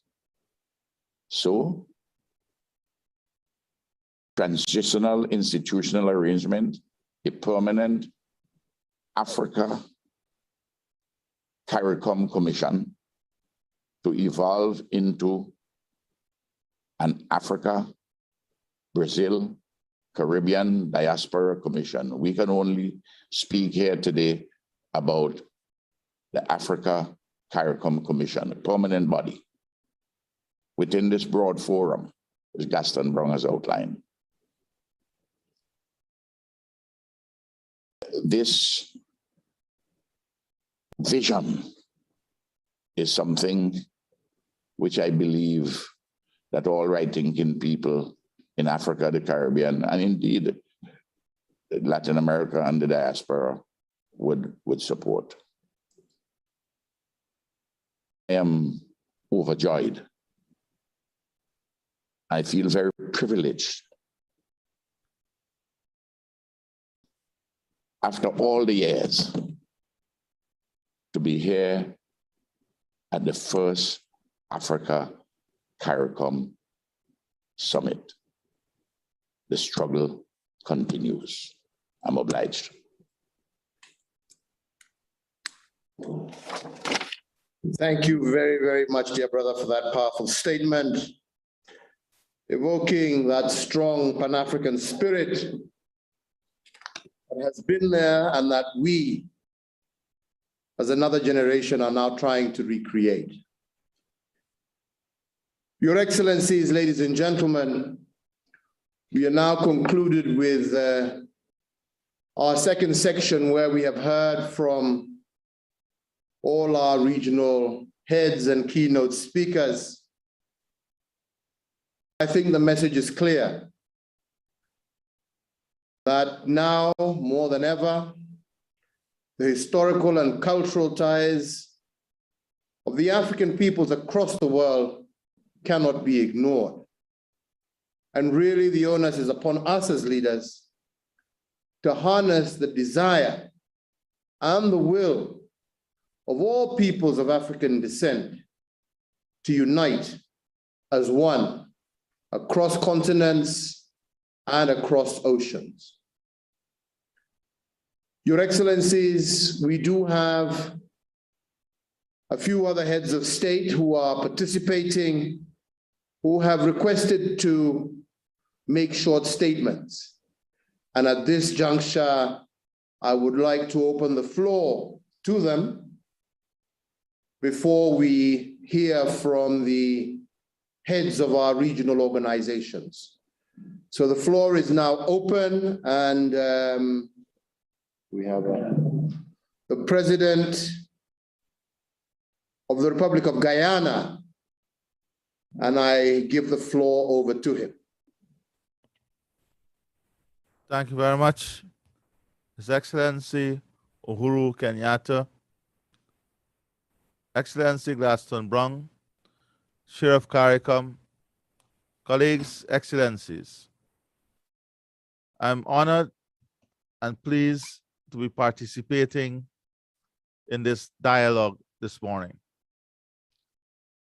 Africa and the Caribbean are no stranger to each other. As expressed by my colleagues, the bonds that exist between us are based on blood, history, and culture. These ties are strong and enduring. Our regions represent creative and dynamic forces within the international community. As such, there is no reason why we should not initiate greater socio-economic collaboration. The onus remains on us to forge a path forward based on shared interests and common objectives. Excellencies, this historic meeting occurs on the eve of two critical global events, the UN General Assembly and COP26. It is therefore an opportune time for us to determine some common ideas and messages which we wish to convey to the global community. For us, the global pandemic awakens the harsh reality of the differentiating treatment between the developed and developing world. It also reemphasizes that fundamentally, it is the developing world that suffers the most under these circumstances. I'm therefore of the view that this forced collaboration must address the COVID-19 pandemic and recovery, climate change mitigation and adaptation measures, food security, and costs of commodities and transportation. COVID-19 pandemic and recovery requires from us urgent action. In relation to the pandemic, we must have a forceful message on issues relating to rescheduling of loans, debt financing, access to capital in our rebuilding efforts, and an evaluation of the global vaccination system, along with its failure to respond to the most vulnerable in the world. Climate change is a serious threat, which is exacerbated and further weakens us. Developing countries like Guyana and our sister states in the Caribbean and Africa are facing great difficulties. We have not been historically responsible, but we suffer the greatest and are least equipped to respond. Our countries are bearing the brunt of increasing and more intense climate-related events. We must, therefore, collectively advocate for greater financial flows to help us adapt to the impacts of the climate emergency, including through the establishment of a global vulnerability fund. The largest polluters in developed countries, which have already achieved economic diversification by transferring much of their natural assets into commercial activities, carry a greater responsibility in this respect. Here in Guyana, we remove more carbon dioxide than we emit, something that most countries cannot claim. We therefore believe that we should benefit economically from this service that our forests are providing to the global ecosystem. And to this end, we hope that discussions on the rule book under the Paris Agreement will advance at the upcoming COP26. Guyana's development model is based on its low-carbon development strategy.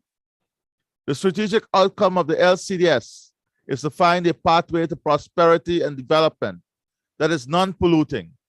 The LCDS aims to transform Guyana's economy to better deliver socio-economic benefits to our people by following a low-carbon path, while mainstreaming climate resilience, providing a model to the world of how low-carbon, low deforestation, climate-resilient development can be possible and beneficial for forested countries. We must also emphasize a compensation system for the blue economy and safeguard the biodiversity. The pandemic has reawakened our vulnerability to food supply, the fragility of our markets, and sensitivity to price changes. It is therefore essential that issues surrounding food security, supply, and availability form an important part of our actionable agenda. Our region suffered immensely from the fallout in the rising costs of commodities and transportation services during the pandemic. We must therefore address these issues through a common theme, as we, the developing economies, would find it even more difficult to cope with and rebuild post-COVID. Having regards for all the above, achieving the SDGs as outlined in Agenda 2030 is severely threatened, and we must all point this out to the global community. Guyana looks forward to a sustained and strengthened relationship between the Caribbean and Africa. We pledge our wholehearted support to ensuring the success of this endeavor. Africa and the Caribbean are no stranger to each other. We are brothers and sisters. Economic integration must be driven by people, technology, policies, and partnership aimed at one objective, the prosperity of all our people. I thank you. Thank you very much, Your Excellency, for that statement. And I now would like to hand over the floor to my dear friend and brother, the Prime Minister of Jamaica, Andrew Holness. Prime Minister, you have the floor.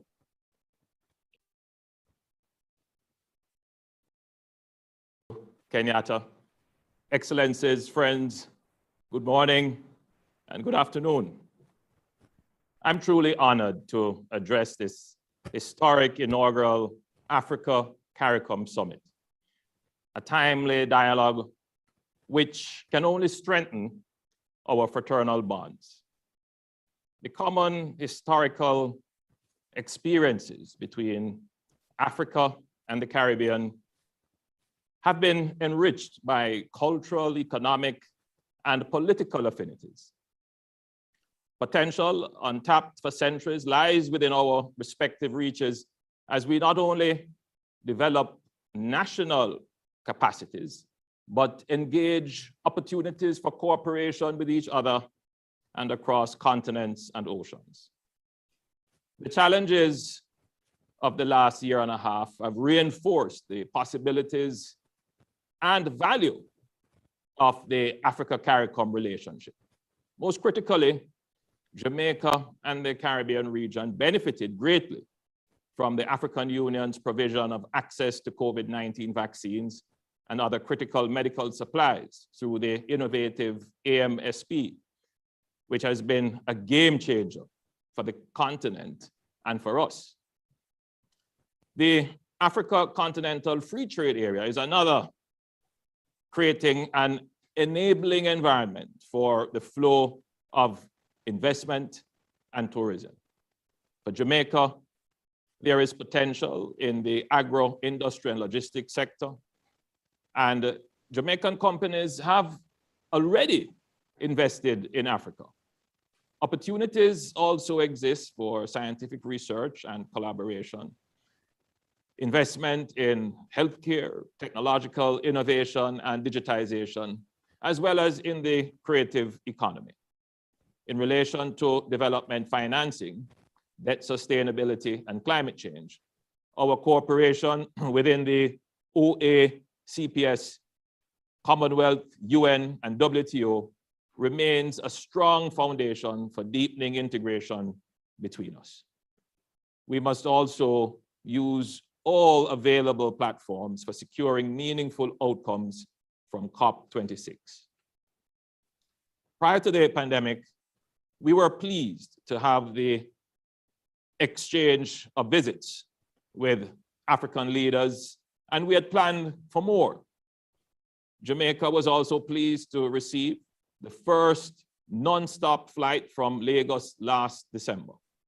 There are indeed real prospects for exchanges in sports, culture, education, tourism, and commerce between our regions to improve economic benefits and enhance people-to-people connections. This would narrow the geospatial and psychological separation, reclaim our historical connections, and celebrate ourselves as members of the African diaspora.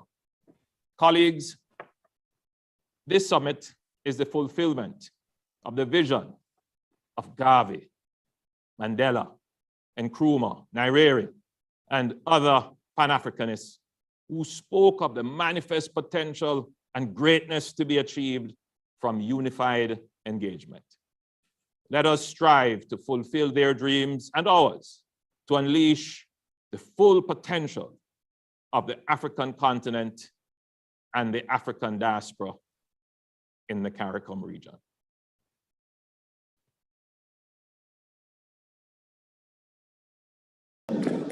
Thank you very much, dear brother, Prime Minister Holness, for that statement.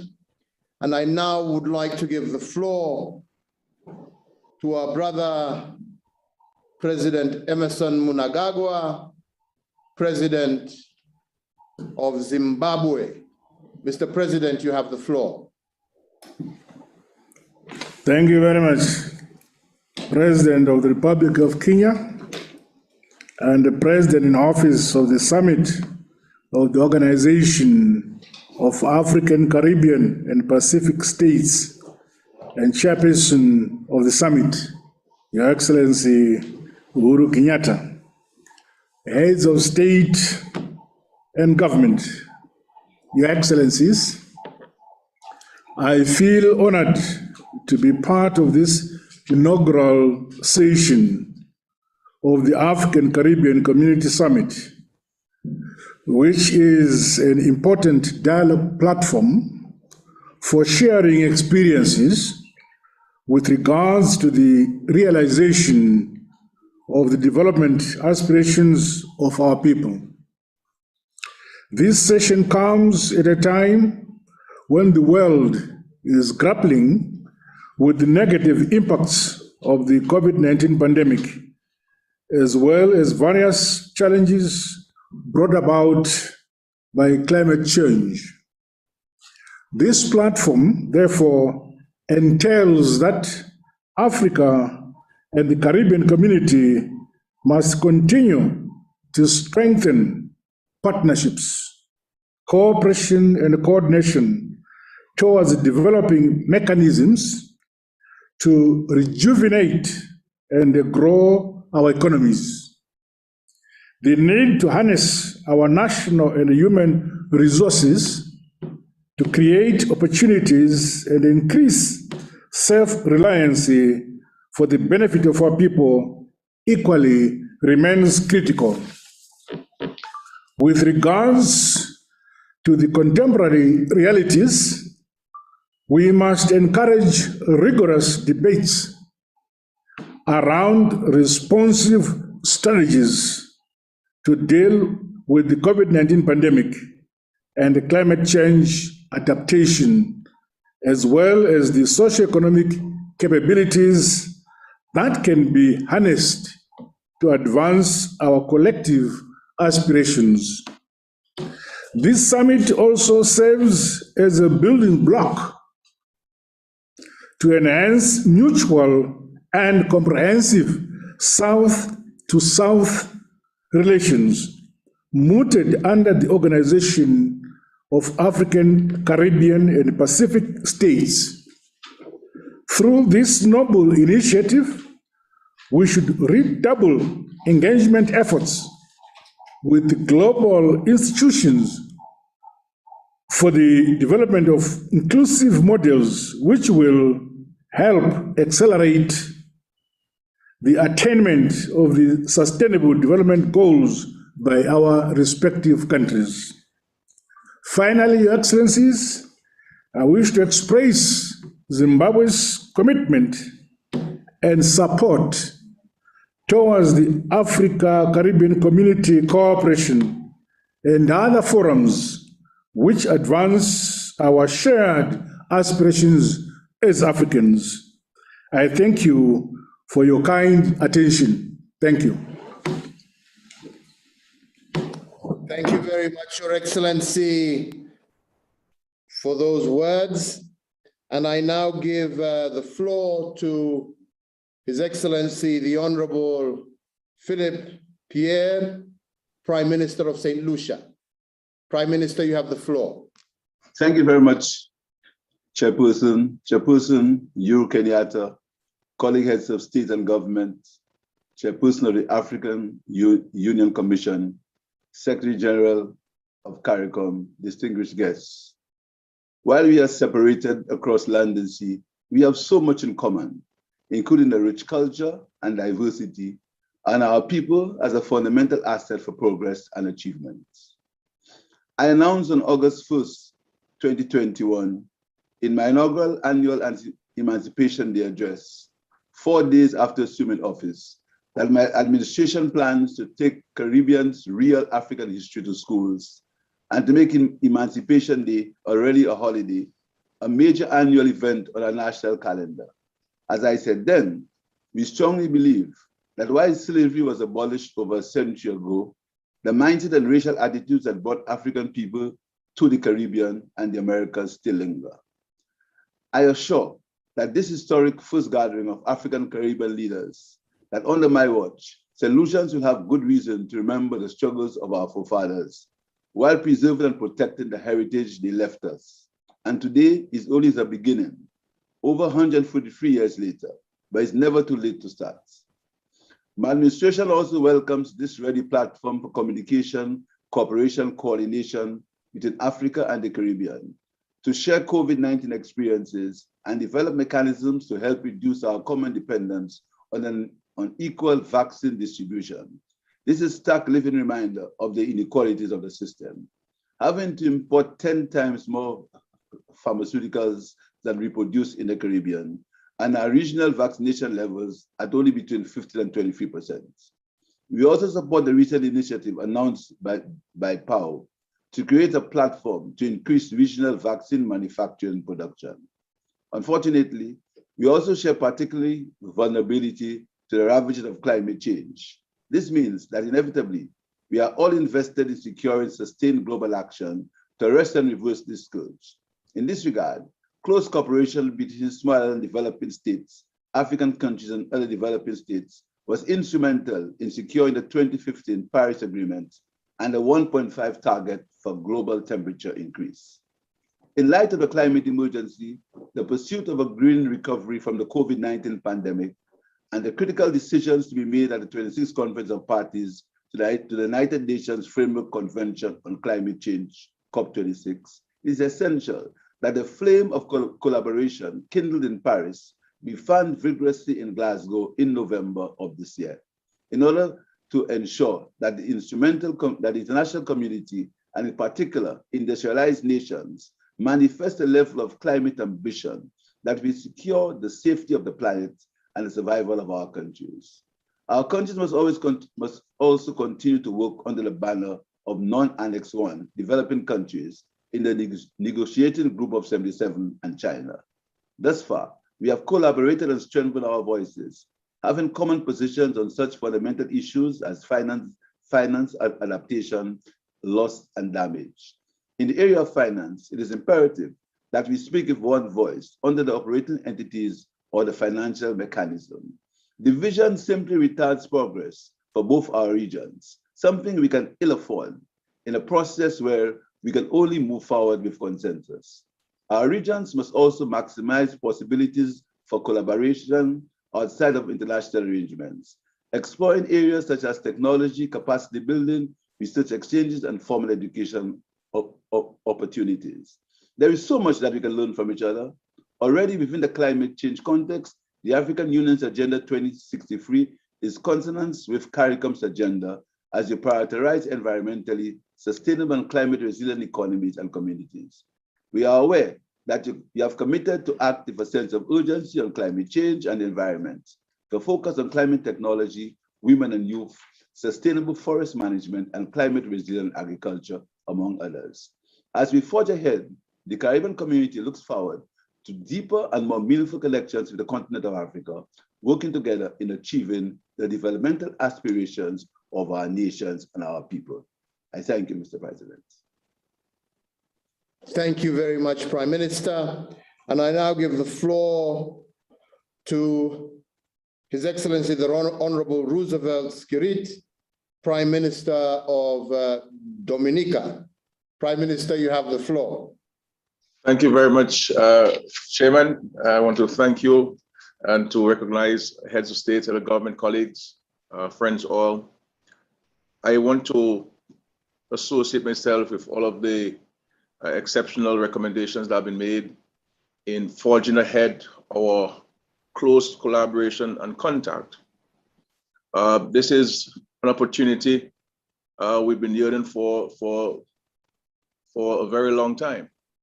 And I'm very happy to be part of this occasion where we can join hands with our brothers and sisters in Africa. There are common challenges which we have to work on, and these common challenges, it is for us to find common solutions to those challenges. And so the structure which has been proposed by my chairman, Comrade Gaston Browne, in formalizing this relationship, I believe it is something that we need to move with a matter of urgency. I want to recognize the leadership of His Excellency, the President of Kenya, and also my colleague, friend, Mayor Mottley, for advancing this opportunity for us to be able to meet together.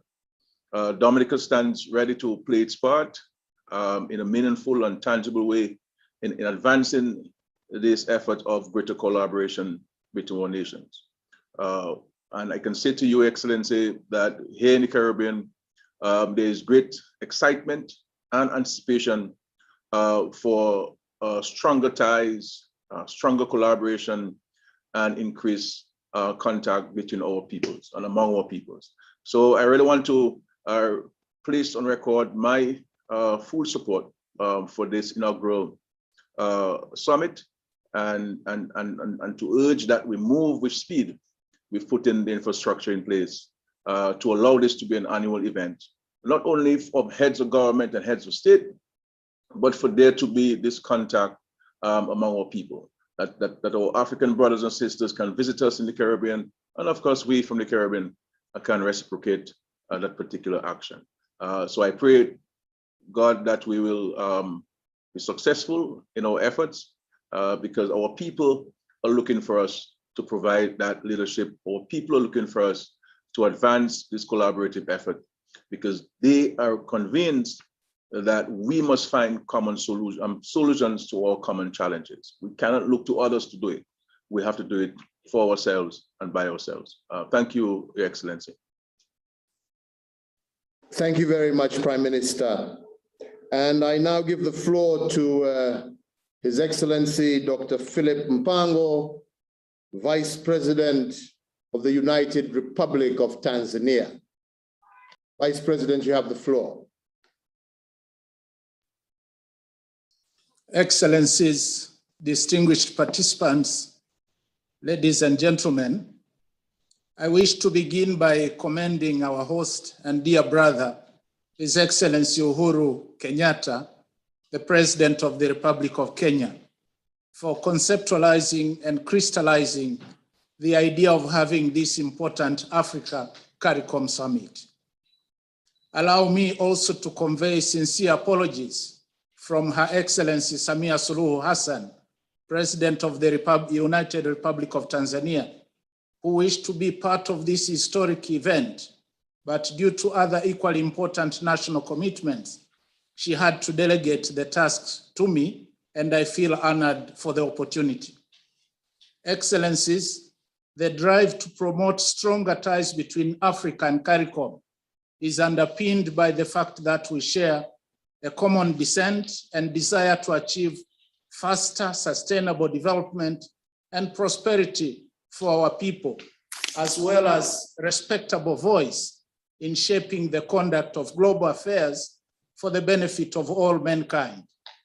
Since the reign of Tanzania's founding president, Julius Nyerere, South-South cooperation has remained a key tenet of our foreign policy. And examples of this stance include the hosting of the then Liberation Committee of the OAU and championing of trade and regional integration initiatives in the East African Community and SADC regions. This stemmed from a recognition that South-South cooperation is a means and a great opportunity for us, not only to promote political solidarity, but also to marshal collective action against a common challenge or enemy. While we note the huge potential of cooperation between Africa and CARICOM, we wish to underscore the importance of ensuring the unity of purpose. Tanzania's view is that we need first to agree to zero in on moving South-South cooperation to the next frontier, targeting to harness the blue economy resources which we all share, scale up inter- and intra-Africa CARICOM trade and investment, preferential market access, and how we can together benefit from technological advancement. Secondly, this forum ought to be an instrument to sharpen and bolster our voice in global negotiations on monetary, financial, trade, and environmental agenda, which have a huge bearing on our economic growth, development, and survival. In this regard, Tanzania fully supports the proposal to make the Africa-CARICOM Summit a standing annual event. We also underscore the importance of setting ourselves clear goals in relation to our immediate development priorities and to improving the management of global affairs. Excellencies, finally, this meeting is taking place at a time when we are all still faced with a devastating health and economic crisis. Despite the global nature of COVID-19 pandemic, the response to the crisis has seen countries in the South being severely affected, first owing to their relatively smaller capacity to respond, and secondly, by the vaccine nationalism witnessed in the developed world. It is therefore prudent and upon us, Africa and the Caribbean, to unite in our response and to amplify efforts for vaccines to be made available to those most in need in developing countries. Excellencies, I thank you. Thank you very much, Vice President, for that statement. Your Excellencies, ladies and gentlemen, we now move to listen to the heads of our various organizations, and I would like to now give the floor to His Excellency Musa Faki Mahamat, the Chairperson of the African Union Commission. Chair, you have the floor. Thank you, Your Excellency. Excellence, Monsieur Uhuru Kenyatta, Président de la République du Kenya, hôte du sommet. Excellences, Mesdames et Messieurs les chefs d'État et du gouvernement d'Afrique et des Caraïbes, chers collègues secrétaires généraux des CARICOM et des États ACP, distingués participants, les circonstances historiques douloureuses vécues par le continent africain ont arraché des millions d'Africains à leur terre natale et à leurs racines. Victimes d'horribles déportations aux fins d'esclavage 4 siècles durant, ces Africains ont peuplé plusieurs contrées dont les îles Caraïbes, contribuant ainsi à l'essor et à la prospérité de certaines au prix de la sueur, du sang et d'atrocités diverses. Les telles plaies gravées dans la conscience universelle sont ineffaçables. C'est à juste titre que les Nations Unies ont décidé de consacrer le 31 août, Journée internationale des personnes d'ascendance africaine. Cette reconnaissance mondiale est un pas important dans la reconnaissance du martyre subi par ces personnes, mais aussi contre le racisme, l'exclusion et les inégalités. Malgré les siècles, les distances et l'ampleur des tragédies et des horreurs subies, les Africains déportés et réduits à la servilité ont conservé des traditions, des cultures, des rites et croyances, un esprit et surtout une âme qui ont taillé dans la pierre l'homme noir de là-bas. De génération en génération, ils ont préservé ces fils qui les relient à leur continent d'origine et que la longue histoire de l'esclavage et de l'acculturation n'a pas réussi à ternir ou briser. C'est ce fil que nous voulons transformer en un pont de la renaissance de notre destin commun. Je voudrais à ce stade rendre un vibrant hommage à son Excellence Uhuru Kenyatta, qui est à l'origine de tout le processus qui nous offre aujourd'hui l'occasion de tenir ces premiers sommets Afrique-Caraïbes. Je voudrais également saluer la présence massive à ce sommet virtuel des dirigeants de 2 régions réunis dans un si bel élan de retrouvailles et d'ambition exaltée. Excellences, Mesdames et Messieurs, l'évolution historique et politique de l'Afrique et des Caraïbes, marquée par la domination coloniale, la ségrégation raciale, les luttes pour l'indépendance et la difficile construction des États, n'a pas permis aux 2 ensembles de conjuguer leurs efforts à la mesure de leurs aspirations à la liberté et à la dignité longtemps bafouées. Le moment est donc venu de corriger nos trajectoires, de concrétiser notre ambition commune et de faire un front commun contre les adversités que sont l'exclusion, le racisme et le sous-développement. Les possibilités qu'offrent les moyens de communication modernes facilitent énormément ces rapprochements. Sachons y mettre la même volonté politique de part et d'autre de l'océan. Une surabondance d'opportunités politiques, culturelles, sportives, économiques et commerciales offre largement ses bras à nous. Les Caraïbes, c'est plus de 700 îles d'une superficie d'un peu plus d'1 million de kilomètres carrés, pour une population totale de 44 millions, dotée d'un énorme potentiel économique et marin.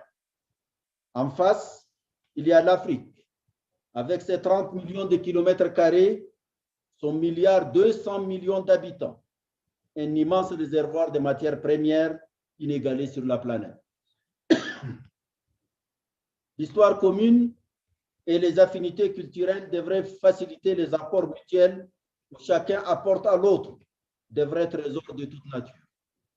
Ouvrir de nouveaux horizons à une telle ambition, voilà ce auquel notre rencontre d'aujourd'hui doit se consacrer.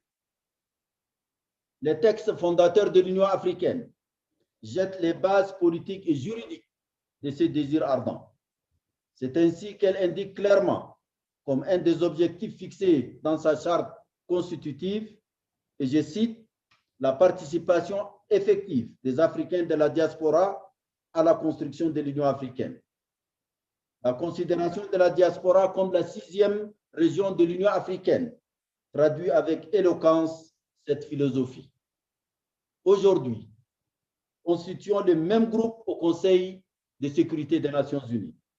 De A3, c'est-à-dire les États africains membres non permanents, plus Saint-Vincent. C'est une marque de solidarité active et effective. L'Union africaine et la communauté des États caribéens signeront bientôt un mémorandum d'entente sur le renforcement des liens avec les peuples d'ascendance d'Afrique. Cet événement sera l'aboutissement des échanges entre l'Union africaine, la communauté des îles Caraïbes et le réseau panafricain des Caraïbes qui ont eu lieu à Trinidad et Tobago au mois d'août 2017. De même, l'Union africaine s'attelle à documenter les contributions des peuples africains à travers le monde à l'histoire de l'Afrique et à la culture africaine. Dans cette perspective, nous serions heureux d'associer nos frères africains des autres continents, et ceux des Caraïbes en particulier, aux manifestations qui marqueront l'année 2021 consacrée aux arts, à la culture et au patrimoine, levier d'édification de l'Afrique. Puissent ces sommets contribuer au développement des peuples d'Afrique par-delà les différences forgées par l'histoire et la distance. Je vous remercie de votre aimable attention.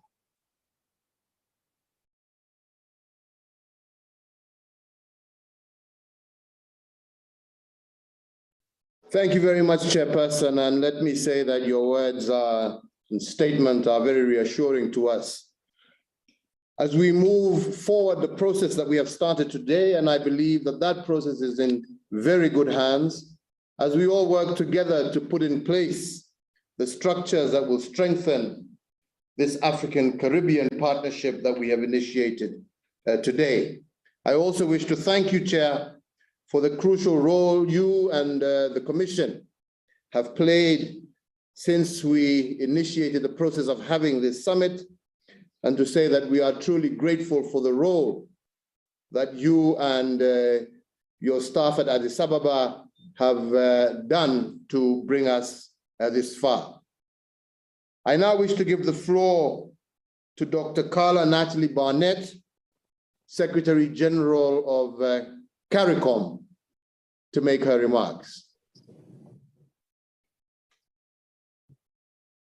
Good morning, good afternoon, Mr. Chairman, Your Excellency Uhuru Kenyatta, President of the Republic of Kenya, other excellencies, heads of state and government, other heads of regional institutions in CARICOM and in Africa, ladies and gentlemen. The cycle of history has brought us together again.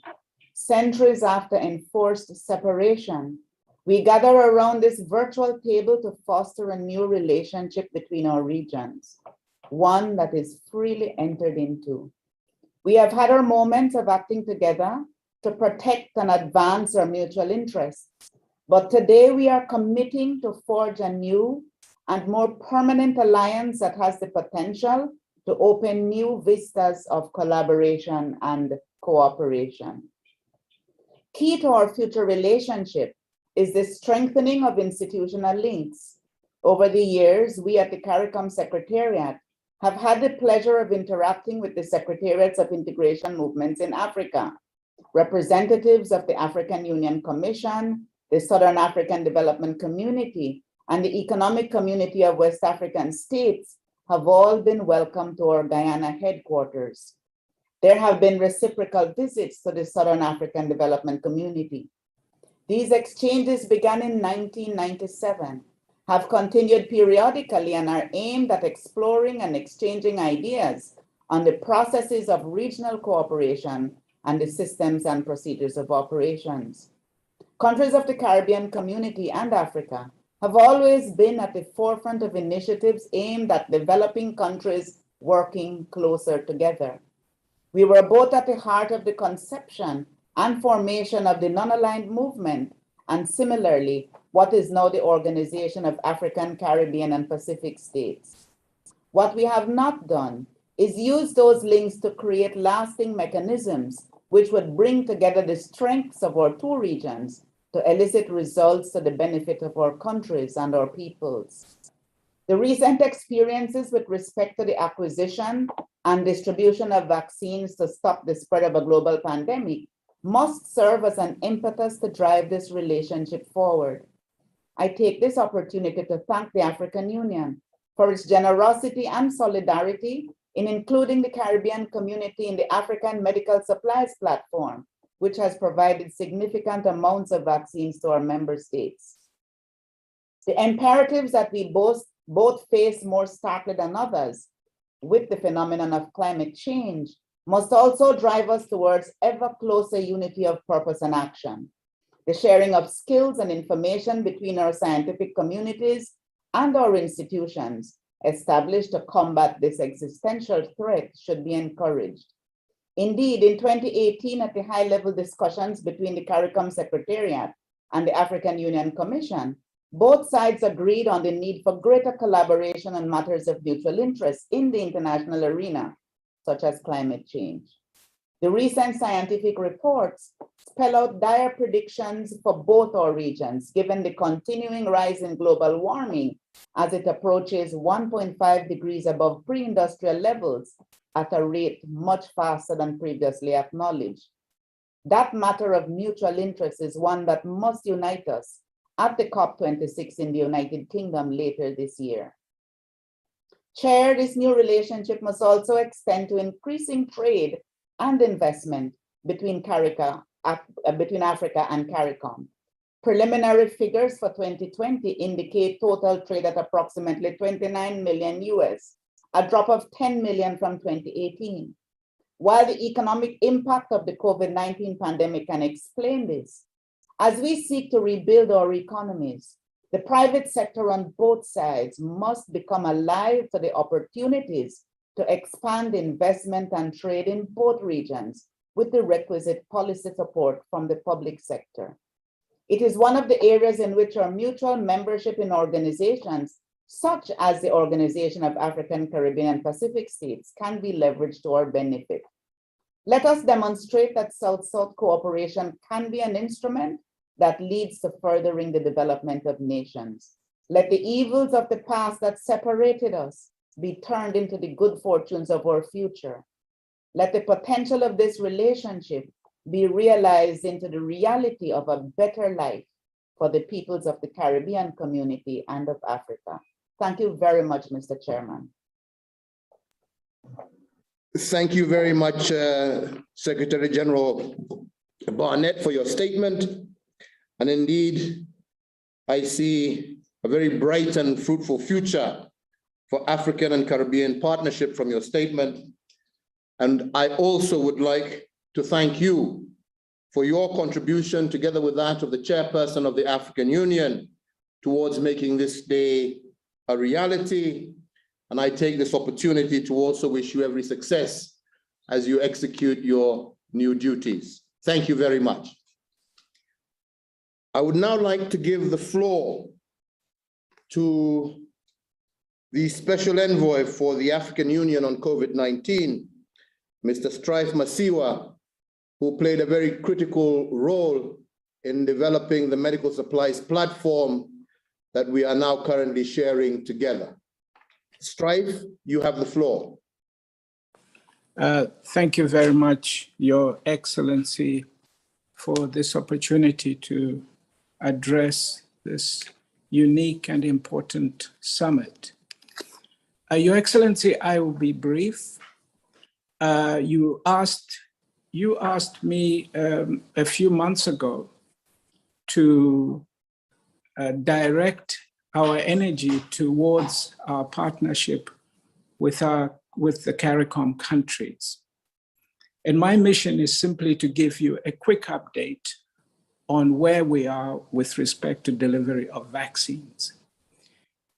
As you will recall, the Bureau of African Presidents in August last year, directed that 60% should be the African target for vaccinations. That is approximately 780 million African people. You also directed that that should include the Caribbean member states. So we rounded off as a target of 800 million people. Your Excellency, President Ramaphosa created the Africa Vaccine Acquisition Task Team, which is made up of 10 leaders whose task is to negotiate for the acquisition of vaccines, which he graciously chairs. I am simply the coordinator. Our work began in November last year, and it became immediately apparent that we would, even with all the money, it would not be possible to buy vaccines because they had already been hoarded by the major countries. I shall not go into this issue except to point out that it became extremely difficult. And therefore, it was necessary that the African countries work together towards the purchase of vaccines. And President Ramaphosa led the process of engaging with the suppliers. The difficulty was compounded by the fact that all the suppliers wanted to be paid upfront. Your Excellencies, we had therefore to put together a vaccine financing facility of $3 billion, primarily supported by member states through the Afri-Exim Bank. And as a consequence of that, we were able to then engage to purchase at least 50% of our vaccine requirement on the expectation that the donor community would come with the other 50%. The way we addressed the problem of supply was to focus on a vaccine being produced through a major South African company, which was able to repurpose itself to manufacture on behalf of the member states a product from the American company Johnson & Johnson. This vaccine was chosen for 3 reasons. One, of course, because we could get it produced in Africa. Secondly, it was the cheapest, and it was a single-shot vaccine. So we entered into a contract with this company to purchase 400 million doses in March for supply to begin in August. The 400 million doses will be delivered over a 12-month period, beginning August. And as many of you know, 41 African countries have so far signed up to purchase vaccines through the platform. We've also organized a partnership with the World Bank, which was brokered by our chairman, President Ramaphosa, who met with the World Bank, who then agreed to avail to the member states up to $4 billion to purchase vaccines through the platform. So we've got 41 countries. Last month, we started to make shipments. We met with the CARICOM member states, and 6 of them have ordered 3 million vaccines. We started shipments to them last month. We expect to complete that entire shipment of 3 million vaccines by the end of October. We are available to receive more orders from the Caribbean countries, and we ship to them on an expedited basis, even though we take longer to ship to all the African member states. And Your Excellency, we've had a fantastic working relationship. I hope that this is an example of what you as leaders are gathered here to see happen, that we can work together to face a major challenge. We are very pleased that we're not only supplying them with vaccines, we're able to supply them with oxygen, with PPE, with anything that they require that required a pooled purchasing arrangement. Allow me again to express our deepest gratitude to the member states who are shareholders of Afri-Exim Bank, because it was their effort in recapitalizing the bank to make it possible for the advance payments to be done. These are countries like Nigeria, Egypt, Zimbabwe, and many others who met and provided the funding support for the bank so we could do the advance payment. But we are very pleased with the progress with the member states. We urge those member states who either have not placed orders or wish to place more orders. Because again, as a result of a major intervention by President Ramaphosa with the Europeans last month, we're now in a position to ship 20 million doses a month. The Aspen facility, which intends to expand to other African countries, will be shipping as many as 40 million doses a month by the end of January. Still, this is getting all the 400 million shipped is still only half of our requirement. But at least this is the only guaranteed supply of vaccines. The donation vaccines, which were supposed to be 750 by December, we have so far received less than 50 million of that target, which means we were clearly not able to depend on donations from the rich nations. So we urge you to support us through this platform. We are ready to ensure that any Caribbean country that wishes to get vaccines, we will deliver to them hopefully before Christmas so that we can all visit the islands as I have done on many, many occasions, including to watch the Cricket World Cup. So I thank you for your attention, and I hope that we will continue in this cooperation in many, many other areas, as we have shown on this occasion.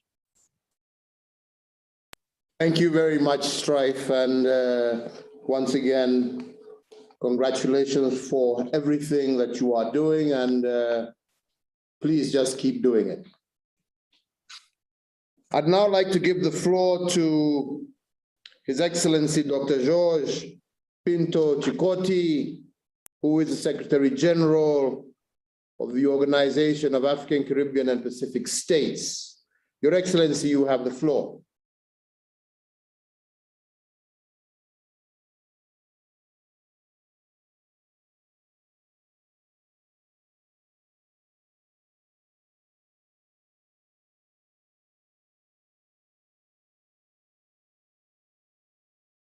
We seem to have lost him. Let's see if we can get him back on while we listen to Dr. Jean Leon, President of the Caribbean Development Bank. You have the floor. Excellency President Uhuru Kenyatta, President of the Republic of Kenya, Excellencies, heads of state, and other leaders of the Africa Union and CARICOM, let me begin by thanking you for organizing this groundbreaking summit. Aptly, this summit precedes the International Day for South-South Cooperation on September 12th, whose formal concept emerged over a half-century ago. Importantly, real cooperation between Africa and the Caribbean goes back centuries, with a relationship forged in our shared history and culture and our sense of a common identity. Today, I will limit my remarks to two areas of mutual concern to our regions, that is, debt sustainability and climate change, and the role of institutions like the Caribbean Development Bank in crafting innovative approaches to financing development. First, debt sustainability has been a big concern, with Africa Union and CARICOM countries being counted amongst the world's most highly indebted nations. The COVID-19 pandemic has highlighted our structural weaknesses and amplified the debt problem. In 2020, public debt reached 70% of GDP in Africa and 83% of GDP in CARICOM. Our regions face the unusual conundrum of striving for debt sustainability while seeking to generate adequate fiscal resources to build resilience. But even as we contemplate such recovery, our development prospects are further buffeted by climate change. We are among the most vulnerable countries to the impacts of climate change. We are less able to resist, adapt to, and recover from the effects of sea level rise, prolonged droughts, and extreme weather conditions. Natural hazard events have repeatedly resulted in adverse environmental, social, and economic consequences. Projections also suggest that our two regions will face more exaggerated climate risks for the remainder of the century. This poses a serious threat to our attainment of the Sustainable Development Goals. There is merit, therefore, in developing joint approaches to the debt and climate change challenges we face. Indeed, working together, our regional development banks are well placed to engineer innovative financing approaches and to advocate for access to lower cost of finance based on an imperative for development that distinguishes pre-event vulnerability, magnitude of event impact, and post-event persistence and duration of impact. These effects, evidenced by our repeated natural hazard events, and indeed the COVID-19 pandemic, present strong arguments against the inadequacy of per capita income as a measure of classification and access to concessional finance. CDB fully endorses the institutionalization of CARICOM Africa Union relations. I urge that we go further by establishing trade and cooperation agreements, which would significantly expand the markets for goods and services, facilitate export diversification, and create the right environment for innovation and technological transfer. Africa is a fountain of knowledge on innovative financing for the private sector, especially youth entrepreneurship. We in the Caribbean can learn from Boost Africa, the joint initiative between the African Development Bank and the European Investment Bank that offers an innovative way to de-risk private investment. Further, we cannot achieve climate resilience without protecting terrestrial and marine ecosystems. Such actions will provide essential services that sustain livelihoods by providing food and clean water and reducing soil erosion and flooding. We can also share experiences and practices on valuing, using, and benefiting from our natural resources while protecting them for future generations.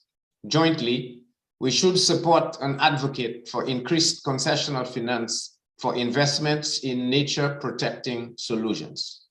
In conclusion, let me underscore CDB's commitment to enhanced cooperation in knowledge and financing solutions with our partners in Africa.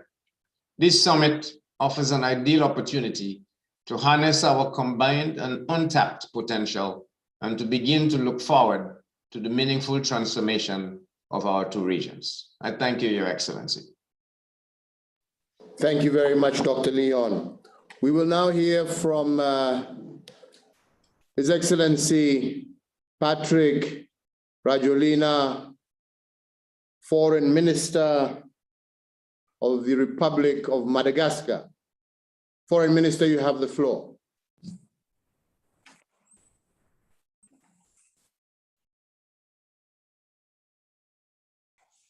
Excellence, Monsieur le Président de la République du Kenya et Président de la Communauté de l'Afrique de l'Est, Excellence, Monsieur le Président de l'Union africaine, Excellence, Monsieur le Président de la CARICOM, Excellence, les membres du bureau de l'Assemblée de l'Union africaine, Excellence, les présidents des communautés économiques régionales, Excellence, les présidents des institutions de l'Union africaine, Excellence, Monsieur le Président de la Commission de l'Union africaine, Excellences, Mesdames, Messieurs.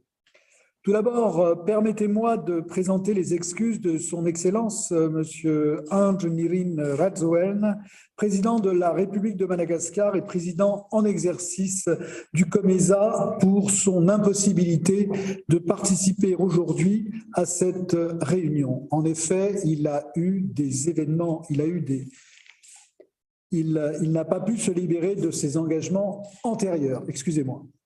J'aimerais également transmettre ici les salutations des 21 États membres de notre organisation que Madagascar a eu l'honneur de diriger au cours de ces 4 dernières années. Je voudrais aussi remercier le président Uhuru Kenyatta d'avoir accueilli cette importante réunion malgré les défis occasionnés par la pandémie du Covid-19. Mes remerciements également à l'endroit des dirigeants de l'Union africaine et de la CARICOM pour avoir organisé ce tout premier sommet Afrique-CARICOM. Cela restera à jamais une réalisation marquante dans l'histoire de l'intégration de nos deux régions qui partagent bien des points communs dans les domaines économiques, politiques, sociaux et culturels. Cette rencontre se tient à un moment crucial pour nos deux régions qui ont besoin d'une plus grande solidarité afin de relever les défis mondiaux émergents. Les expériences de la pandémie Covid-19 nous ont appris de précieuses leçons. Nous devons changer d'orientation, consacrer nos efforts vers la pleine exploitation de nos propres ressources et surtout intégrer nos économies pour relever collectivement les défis émergents. C'est la raison pour laquelle la détermination et les progrès accomplis vers l'intégration continentale africaine sont louables. Le COMESA demeure attaché à cette noble ambition qui consiste à soutenir l'intégration de l'Afrique et a fortiori celle de la CARICOM et des régions similaires comme le Pacifique, avec lesquels nous partageons des défis et des aspirations communs. Le renforcement progressif du processus d'intégration partant de la zone préférentielle en 1982, la mise en place de la zone de libre-échange en 2000 et le lancement de l'union douanière en 2009 témoignent de l'engagement de nos États membres à accroître les opportunités d'échange et d'investissement, la création d'emplois et l'amélioration des conditions de vie de nos peuples grâce à l'intégration. Le COMESA continue de mettre en œuvre des progrès clés pour favoriser l'intégration économique à travers divers piliers, à savoir l'intégration du marché, l'intégration productive, l'intégration physique et l'intégration sociale. La transformation numérique de nos instruments d'intégration se trouve au cœur de nos stratégies. Pour compléter ces initiatives, un certain nombre d'institutions spécialisées ont également été créées au sein du COMESA en vue de soutenir la mise en œuvre efficace du programme d'intégration. Il s'agit notamment de la Banque de commerce et de développement, la compagnie de réassurance, l'Agence pour l'assurance du commerce en Afrique et la Chambre de compensation du COMESA qui permettent de faciliter les investissements, la production et le commerce transfrontalier. Les autres institutions clés incluent l'Agence d'investissement régional basée en Égypte et l'Institut africain du cuir en Éthiopie. Le COMESA a élaboré une stratégie individuelle qui se concentre sur 9 domaines prioritaires. L'agroalimentaire, l'énergie, le textile et l'habillement, le cuir et les produits en cuir, la valorisation des produits minéraux, les produits pharmaceutiques, les produits chimiques et agrochimiques, l'ingénierie légère et l'économie verte. La promotion des chaînes de valeur régionales dans les secteurs clés est l'approche privilégiée. Cela devrait permettre une augmentation des activités à valeur ajoutée en pourcentage du PIB, une augmentation d'au moins 20% d'ici à 2025 par rapport à l'estimation annuelle de 9%. Excellences, Mesdames, Messieurs, en ce qui concerne l'intégration des infrastructures, le COMESA cherche à renforcer leur interconnexion en collaborant avec la Commission de l'Union africaine, l'ODA-NEPAD, et les communautés économiques régionales sœurs, membres de la tripartite COMESA, EAC, SADC, à travers le programme PIDA. Les priorités dans ce domaine sont orientées vers le développement de corridors de transport multimodal, incluant le programme de navigation entre le lac Victoria et la mer Méditerranée, l'interconnexion de la production d'électricité et le développement de corridors TIC. Concernant la dimension sociale de l'intégration à travers les dispositions de la charte sociale, le COMESA s'est focalisé sur l'élaboration de programmes phares tels que le projet 50 millions de femmes africaines ont la parole, le fonds de l'automatisation économique des femmes, la proposition de cours en ligne et l'élaboration de programmes de formation du COMESA sur le commerce et sur le genre. L'intégration environnementale dans les secteurs productifs se manifeste dans les mécanismes d'adaptation et d'atténuation des effets du changement climatique. Excellences, Mesdames, Messieurs, je vous remercie de votre attention et je poursuivrai pour dire la coopération entre l'Afrique et la CARICOM apporterait plusieurs avantages à nos économies. Elle présente une belle opportunité de développer un marché élargi pour nos produits et donc de favoriser le commerce et les investissements dans les deux régions. Cela nous permettra automatiquement de surmonter le défi des petits marchés fragmentés auxquels nous sommes actuellement confrontés. En outre, cela offre des opportunités qui permettent de renforcer les chaînes de valeur régionales, stimulant ainsi l'industrialisation et la transformation structurelle indispensable dans nos régions. La différenciation des produits, suite à l'élargissement des marchés, permet d'augmenter la compétitivité et l'efficacité de la production et les consommateurs bénéficient directement des réductions de prix sur le marché et les choix de produits. Enfin, il est important de recentrer nos énergies vers un nouveau changement de paradigme pour relever les défis émergents, en particulier la pandémie de Covid-19, les défis associés à la 4e révolution industrielle et le chômage des jeunes dans nos deux régions. J'estime que les efforts et les engagements collectifs en tant que peuple s'avèrent nécessaires pour relever efficacement ces défis. Plus que jamais, l'intégration régionale s'avère essentielle à la réalisation réussie de nos aspirations à une croissance et un développement durable et inclusif. Marchons et travaillons ensemble dans un esprit de solidarité et de partenariat. Je vous remercie.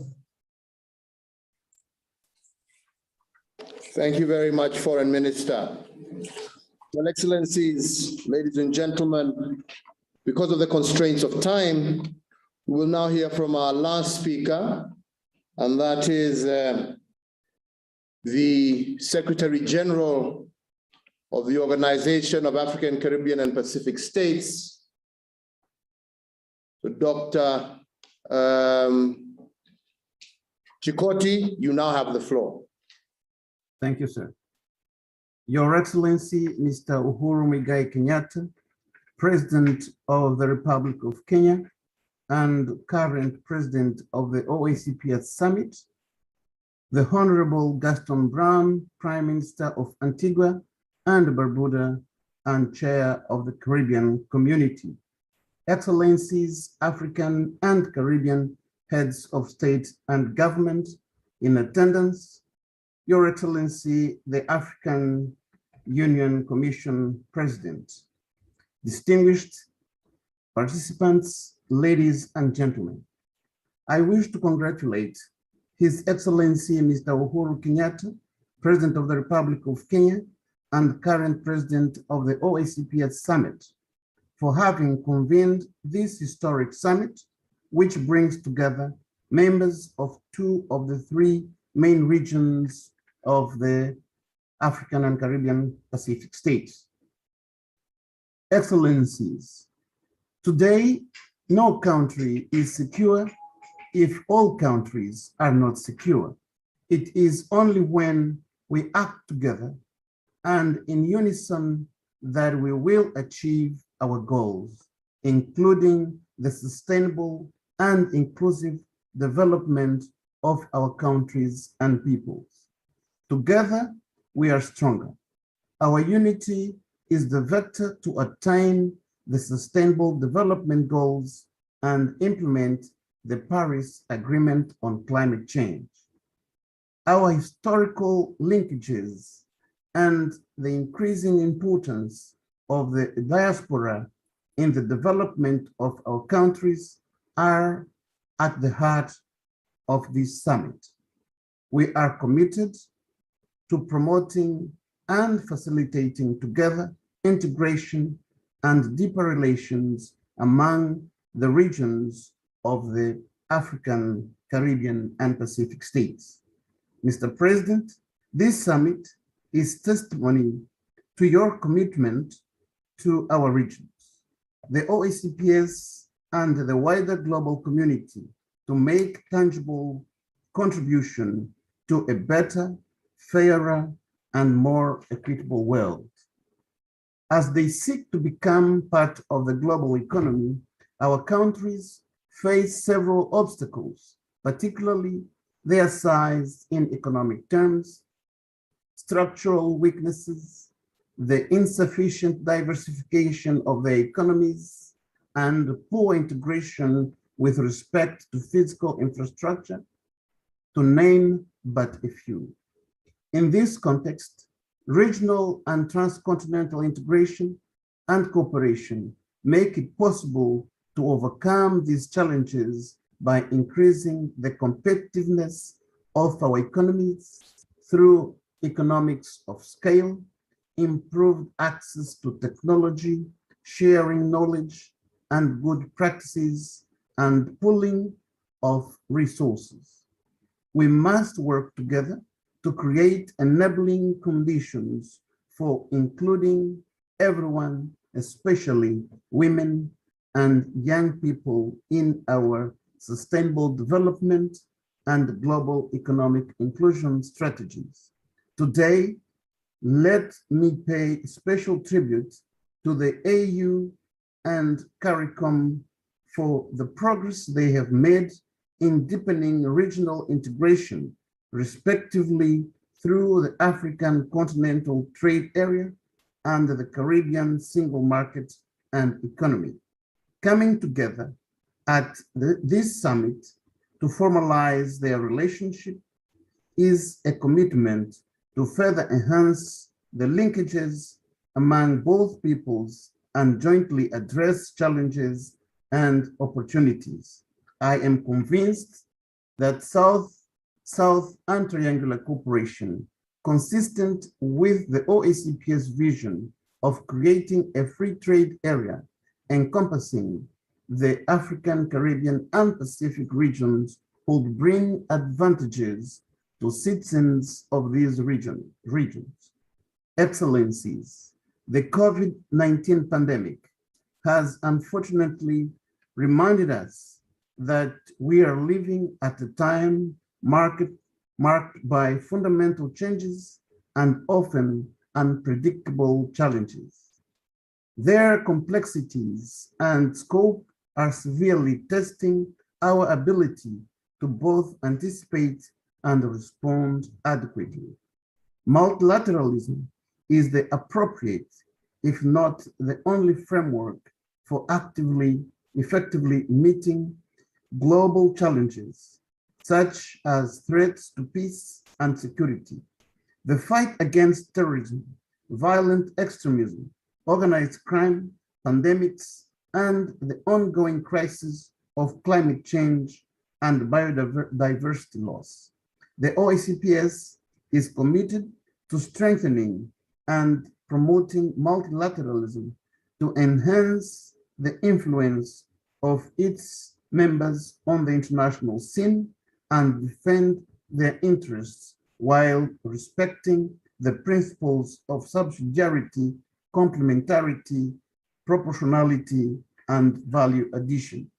Your Excellencies, the Constituent Act of the OACPS Georgetown Agreement, as revised in 2019, reaffirmed our unity in diversity and solidarity as cornerstones of our organization.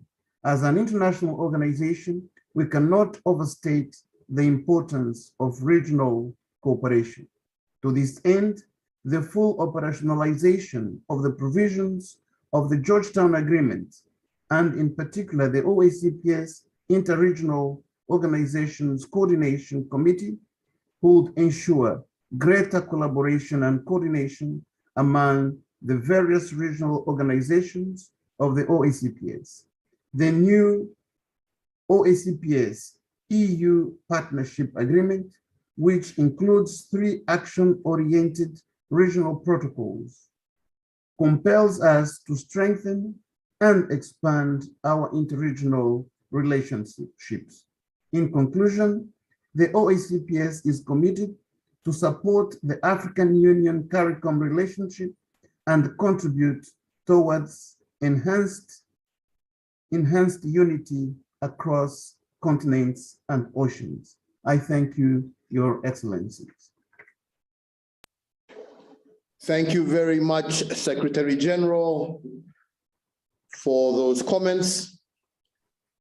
So, Your Excellencies, ladies and gentlemen, as we now come to the close of what I believe has been a very successful summit, I want to really just take this opportunity just to thank each and every one of you for the insightful comments and very captivating proposals on how we can move forward together.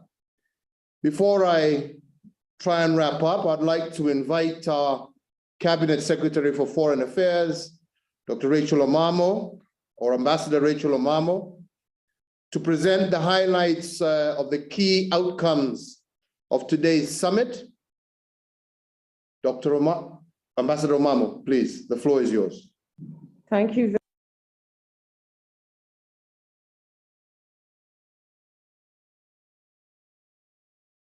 Thank you very much, Your Excellency President Kenyatta, Your Excellency Heads of State and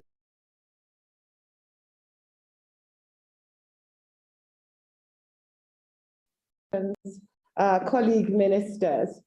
It is my distinct privilege to highlight key elements of the draft communiqué that will be issued after we close this meeting.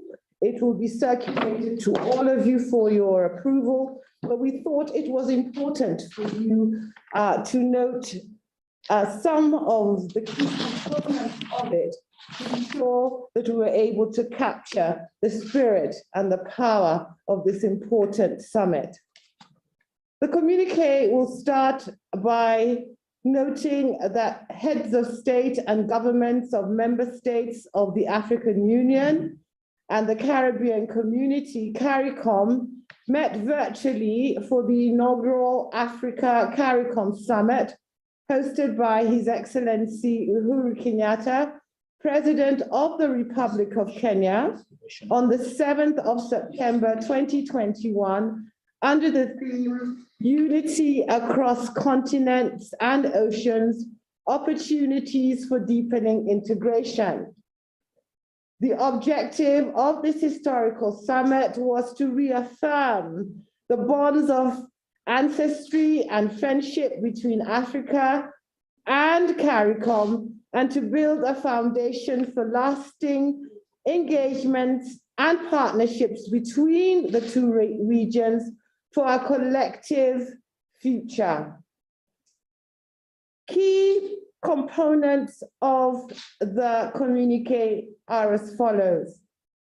The inaugural session of the summit recalled, first, the declaration of the 33rd session of the African Union Summit held in February 2020 on promoting closer collaboration and cooperation between the AU, the African diaspora, and the people of African descent in the Caribbean and Pacific regions, and the recognition of the CARICOM Summit of February 2020 on the need to increase contact between its members and African countries.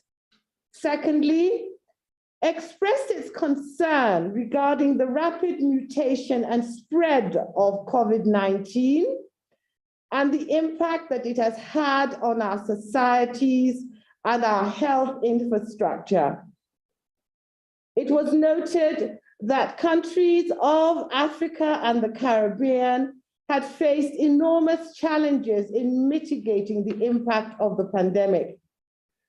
The summit therefore called for increased access to vaccines. It called also for the production of vaccines in continent and within the Caribbean, and for the waiver of key elements of the TRIPS agreement to ensure greater access to vaccines. Under this heading, appreciation was noted with regard to the Africa Medical Supply Platform and the work of the task force headed by His Excellency Cyril Ramaphosa was greatly appreciated. The summit also noted the devastating economic effects that COVID-19 was having on our societies. It was noted that even though the G20 debt service suspension initiative was welcome and that progress had been achieved in facilitating higher pandemic-related spending, there was still a need for enhanced debt relief measures and for financial access and for innovative approaches to debt sustainability and fiscal access to enable countries in our regions to refocus on achieving sustainable development goals and the goals of the Paris Agreement. 4, the summit reiterated its commitment to achieve sustainable development in member states severely affected by environmental challenges arising from climate change and affirmed their commitment to ensure the realization of SDG 14 to conserve and sustainably use the ocean, seas, and maritime resources for sustainable development, and to pursue efforts to limit temperature increase to 1.5 degrees Celsius above pre-industrial levels, as is called for under the Paris Agreement. There was also a reaffirmation of the commitment to multilateralism, but also the summit urged for the need to strengthen and reform multilateral institutions to ensure inclusion and better representation from countries from our region, and also to press for reparative justice and to call for the lifting of punitive and unilateral sanctions and embargoes against Cuba and Zimbabwe. 6, the summit noted the need to address mutual economic and communication challenges within the spirit of South-South cooperation, and in particularly to collectively endeavor to exploit the blue economy and technology for the advancement of our peoples. 7th, the summit underscored the need to foster increased trade, investment, air travel, maritime shipping links, with a view to greater economic integration between our two regions, and to foster and design specific agreements and frameworks to further trade. It was noted that opportunities lay in the Africa Continental Free Trade Area in this regard. In addition, the summit urged heads of state and government to provide the political goodwill and affirmation of activities aimed at fostering closer cultural, educational, scientific, and sports relationships between our people in order to increase people-to-people engagement through the AU and Africa by using mass media platforms wherever necessary. Finally, the summit expressed the need to institutionalize cooperation between Africa and CARICOM and other parts of our diaspora by setting up a dedicated secretariat or structure and holding annual summits of the Africa-CARICOM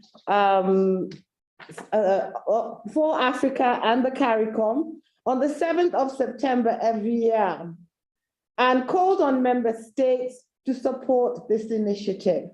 These are the key highlights. We will improve the text and circulate it to the participants in early course. I thank you for your kind attention. Oh, actually, one last, no, I think I've done it all. Thank you, sir. Thank you very much, Ambassador Omamo, for that summary. And indeed, as she has noted, we will be circulating the conclusions of this summit to all participants so that we can refine and have a very clear communique on the decisions that we have taken at this historic event. Allow me now, Your Excellencies, ladies and gentlemen, to make a short closing statement as we wind up this very first Africa-CARICOM summit. Your Excellencies, heads of state and government, Your Excellencies, heads of regional organizations, ladies and gentlemen, heads of delegations, we have now come to the end of a very successful first Africa-CARICOM summit. And this summit has laid a firm foundation on which to build strong political, cultural, and social economic cooperation for all people of African descent. This summit has provided a platform to envision a future anchored on shared prosperity for our two regions. And in this context, we have had a rich, productive discussion on the key pillars of this shared vision. The first is our aspiration for a much deeper political cooperation and collaboration between the African Union and the Caribbean community, building on our shared heritage. The second is to manage the risks and threats that confront us. In particular, the management of the impact of COVID-19 pandemic, climate change, and debt sustainability, all of which require a multinational approach. We agreed to work together across our two regions to define our priorities and ensure that the global response is aligned to our unique challenges. These risks, I believe, also present us with opportunities to collectively think out of the box and recognize, as well as seize the opportunities presented by these crises. Third is the promotion and expansion of trade and investment with a focus on new frontiers such as technology, and in particular fintech and our blue economy, to catalyze fast recovery and growth of our respective economies. We recognize our strength in numbers, especially if we all commit to eliminating barriers to trade and therefore open up our respective blocks to trade across borders. Let me say finally, Your Excellencies, how much I truly appreciate all the heads of state and government who have been listening in today. I thank you for your understanding that we were not able to allow everyone to make a statement due to the limitations of time that were posed by this virtual summit. And I want to thank each and every one of you for your commitment to develop frameworks to foster the unity and shared prosperity of all people of African descent in our two regions. I believe today is a day where each and every one of us can be very proud. A day for the people of African descent to start a new beginning, to chart a new and hopeful future for our people. And I want to thank all those who have put a lot of very hard work behind the scenes to make this day a reality, and a day, as my brother, the chair of CARICOM, has said, a day that we shall be repeating in the years to come. May God bless you all. I thank you all for your participation, and I look forward to seeing each and every one of you in person in the very near future. Thank you, and God bless you, and God bless our peoples. Thank you.